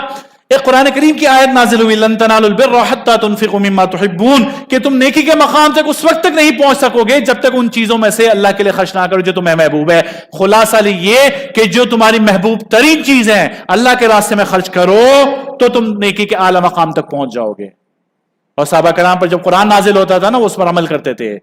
حضرت ابو طلحہ رضی اللہ عنہ، ان کے پاس بڑا خوبصورت باغ ہوا کرتا تھا اور بڑا زبردست کنواں اندر ہوا کرتا تھا۔ جب انہوں نے آیت مبارکہ سنی نا، اللہ کے نبی صلی اللہ علیہ وسلم کے پاس آئے اور کہا اللہ کے نبی، وہ قرآن کریم کی آیت نازل ہوئی ہے، میں اپنا باغ وقف کرتا ہوں۔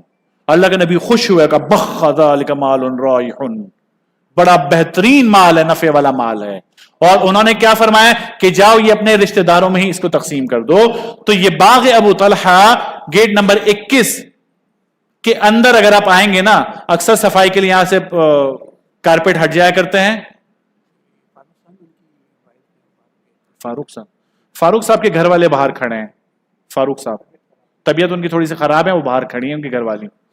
تو یہ جو نشان ہے نا، یہ اس کنویں کے نشان بنے ہوئے ہیں. اور اگر دروازے سے باہر آئیں گے 21ویں دروازے کے بعد، تو یہاں پر وہ باغ ہوا کرتا تھا، دروازہ نمبر 21 اور 22. چلیے اب تھوڑی سی اسپیڈ بڑھا دیں تاکہ اگلے 10-15 منٹ میں اس کو ہم ختم کریں. حضرت ابو ایوب انصاری رضی اللہ عنہ، نبی پاک صلی اللہ علیہ وسلم کے میزبان، جب مسجد یہاں پر آئے تھے مدینہ منورہ میں، تو اللہ کے نبی صلی اللہ علیہ وسلم نے ان کے گھر پہ قیام فرمایا تھا. تو یہ دیکھیں روضہ رسول کے بالکل سامنے ادھر ان کا گھر ہوا کرتا تھا. ٹھیک ہے جناب، جب تک حجرے تعمیر نہیں ہوئے تھے اس وقت تک اللہ کے نبی صلی اللہ علیہ وسلم انہی کے گھر میں رہتے تھے. اچھا جی، اب یہ دیکھیں ایک چھوٹا سا ویو نظر آ رہا ہے تاکہ آپ کو بات سمجھائی جا سکے. مسجد نبوی ہے.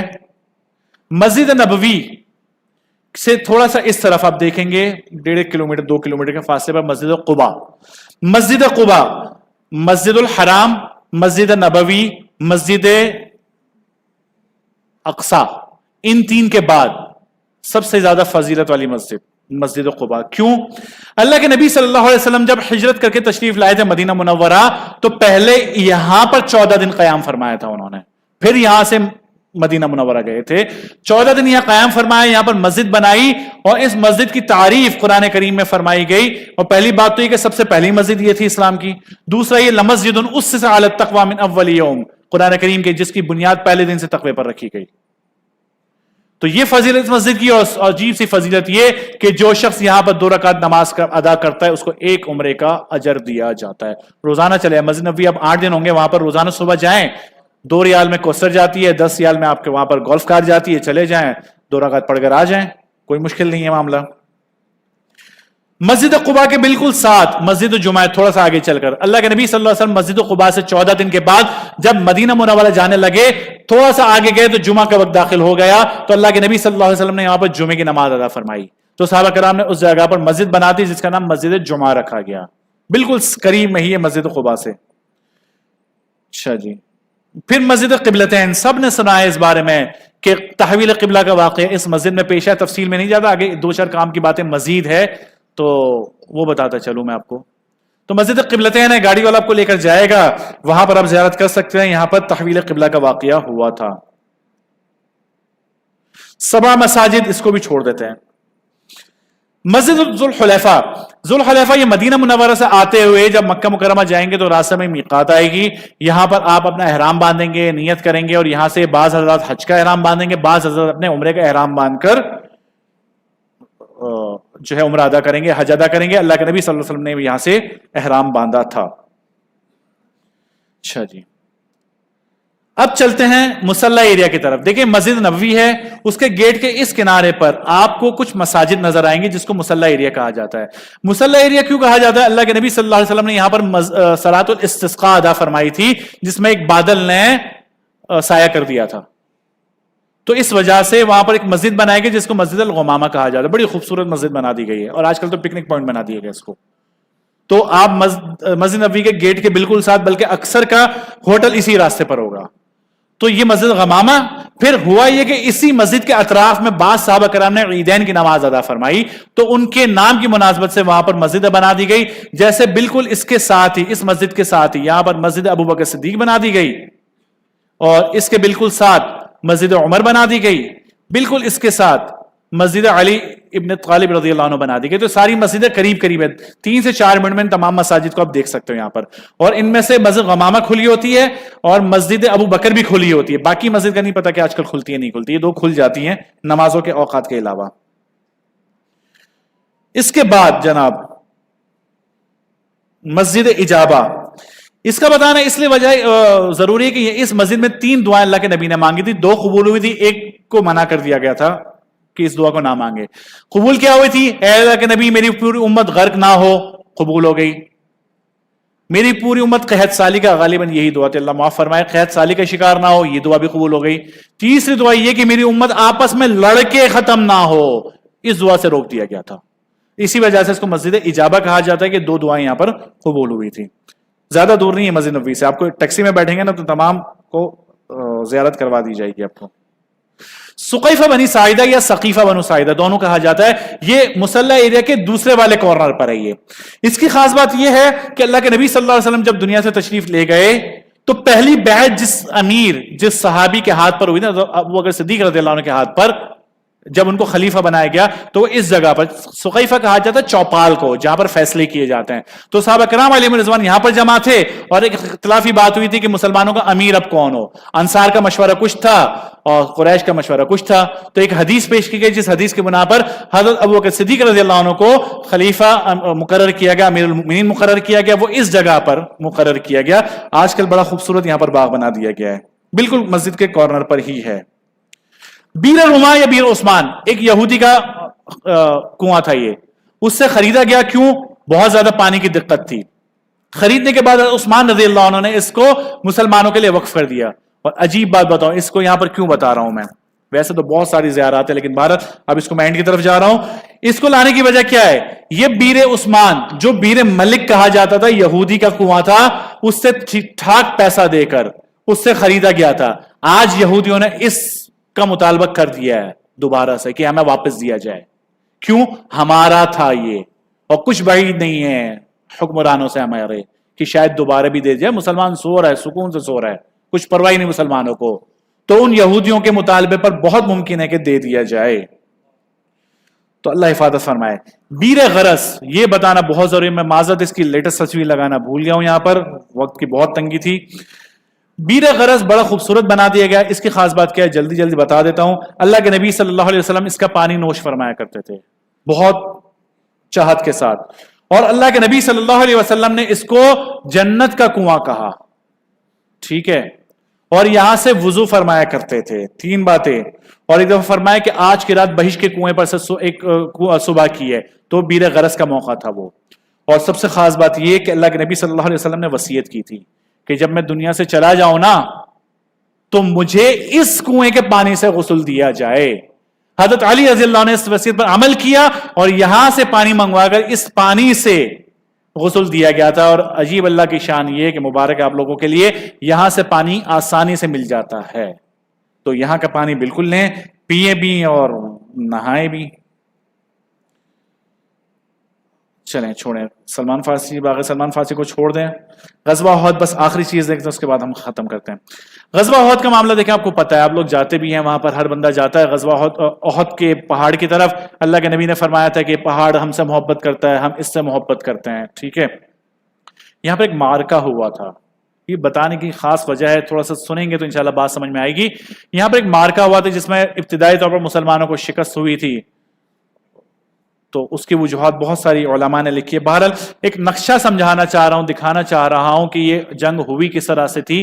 دیکھیں جب یہاں پر آپ آئیں گے نا احد کے میدان میں، تو یہ مقام ہے، ایک پہاڑ تھی جس کو جبل الرمات کہا جاتا ہے، جہاں پر کچھ تیر اندازوں کو اللہ کے نبی صلی اللہ علیہ وسلم نے مقرر کیا تھا، یہ جبل الرمات ہے۔ دیکھیں کہ جنگ کا نقشہ کچھ بھی کیوں نہ ہو، آپ لوگوں نے یہاں سے اترنا نہیں ہے، ہم جیتیں یا ہم ہار جائیں، آپ نے اترنا نہیں ہے، ٹھیک ہے۔ تو یہاں پر کچھ صحابہ کرام کو مقرر کیا تھا۔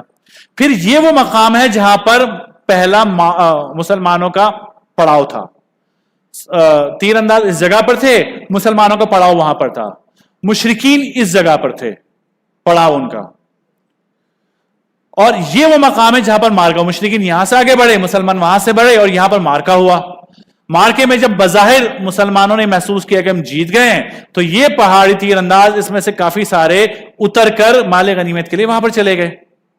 جب وہاں پر گئے تو حضرت خالد بن ولید رضی اللہ عنہ جو اس وقت تک مسلمان نہیں ہوئے تھے، انہوں نے دیکھا کہ یہ راستہ کھل چکا ہے، یہ پورا اس پہاڑی کا گول چکر کاٹ کر یہاں پر آئے، تو اب مسلمان بن گئے سینڈوچ۔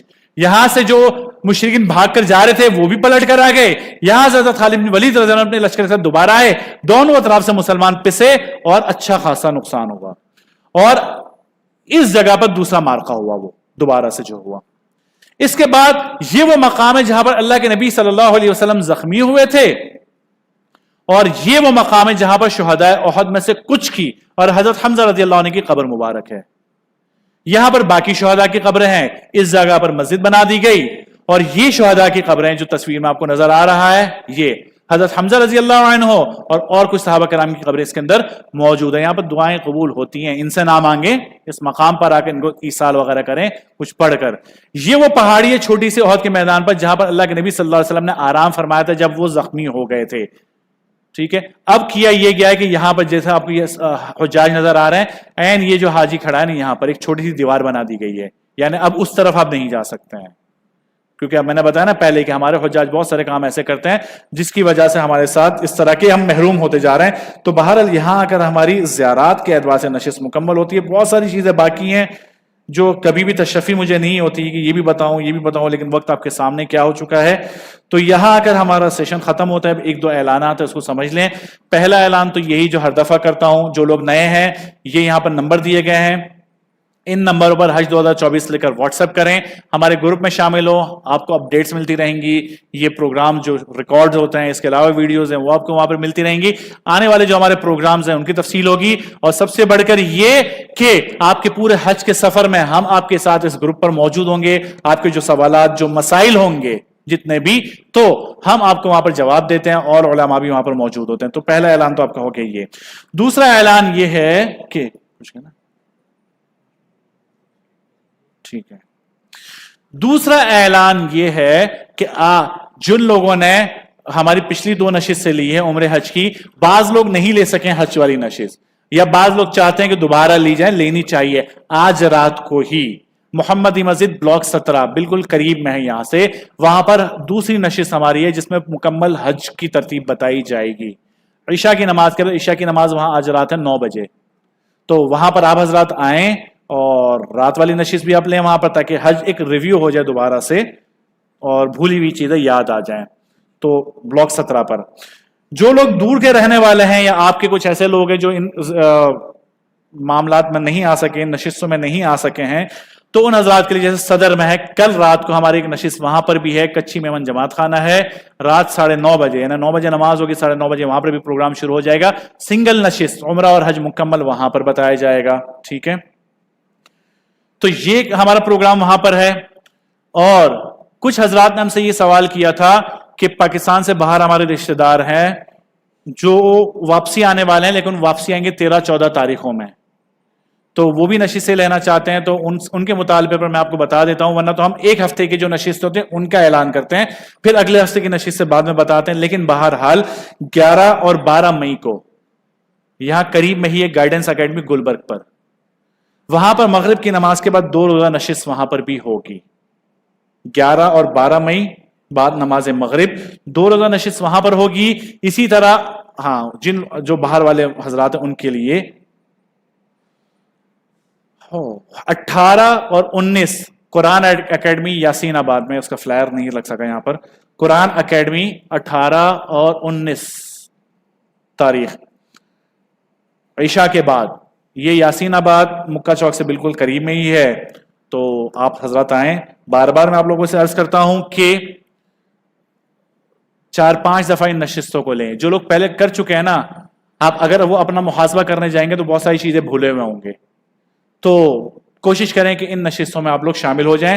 اور ابھی آپ نے یہاں پر تھوڑا سا اور بیٹھنا ہے 2 وجوہات کی وجہ سے. ایک تو یہ کہ آپ نے سوالات کرنے ہیں, دوسرا یہ کہ نسخ ایپ جو ریاض الجنہ میں پرمٹ لینے کا طریقہ ہے, بہت سارے لوگ پرمٹ لینے میں پریشانی کا شکار ہو رہے ہیں, انہیں پرمٹ لینے کا طریقہ نہیں آ رہا. تو انشاءاللہ لائیو آپ کو پرمٹ لینے کا طریقہ فاروق صاحب یہاں پر بتائیں گے. انوار صاحب موجود ہیں, انوار صاحب ہیں, اور انوار صاحب بھی آئے, ان کا تعارف انشاءاللہ کروا دیا جائے گا یہاں پر. وہ تو گزر چکا. ٹھیک ہے, تو یہ سارے معاملات ہیں. ہو چکا آپ کا؟ اچھا, اگر کوئی سوال حج سے متعلق ہے تو فاروق صاحب کی نشست کے بعد آپ کر سکتے ہیں, تاکہ آپ کے معاملات بھی وہ پورے ہو جائیں. جزاکم اللہ, اللہ رب العزت آپ کو جزائے خیر عطا فرمائے. اچھا, ایک اعلان یہ ہے کہ پیچھے پیج لگے ہوئے ہیں A4 سائز کے, خواتین میں بھی مردوں میں بھی. اگر کوئی نمبر نوٹ نہ کر سکا ہو تو وہاں پر نمبر لکھے ہوئے ہیں, اور QR کوڈ بھی لگے ہوئے ہیں, وہاں سے اسکین کیا جا سکتا ہے اس کو. اور آج جو ابھی یہ پروگرام ہوا یہ لائیو یوٹیوب پر چلا ہے، اس کی ریکارڈنگ، اس کا لنک بھی آپ کو وہیں پر اس پیپر کے اوپر مل جائے گا انشاءاللہ۔ اچھا، خواتین کے لیے ایک معاملہ یہاں پر انہوں نے بتایا، خیر اب تو بہت دیر ہو چکی ہے، جو خواتین ایام میں ہے نا وہ باہر سیڑھیوں کے ساتھ ان کے لیے کرسیاں لگی ہوتی ہیں، وہاں پر بیٹھ جایا کریں وہاں پر۔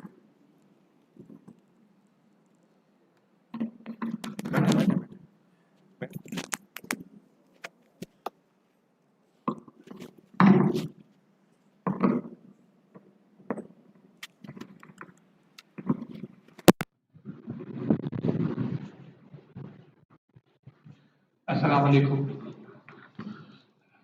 جی میری آواز پیچھے تک آ رہی ہے؟ جی ٹھیک ہے، بند کر دیں۔ جی دوستوں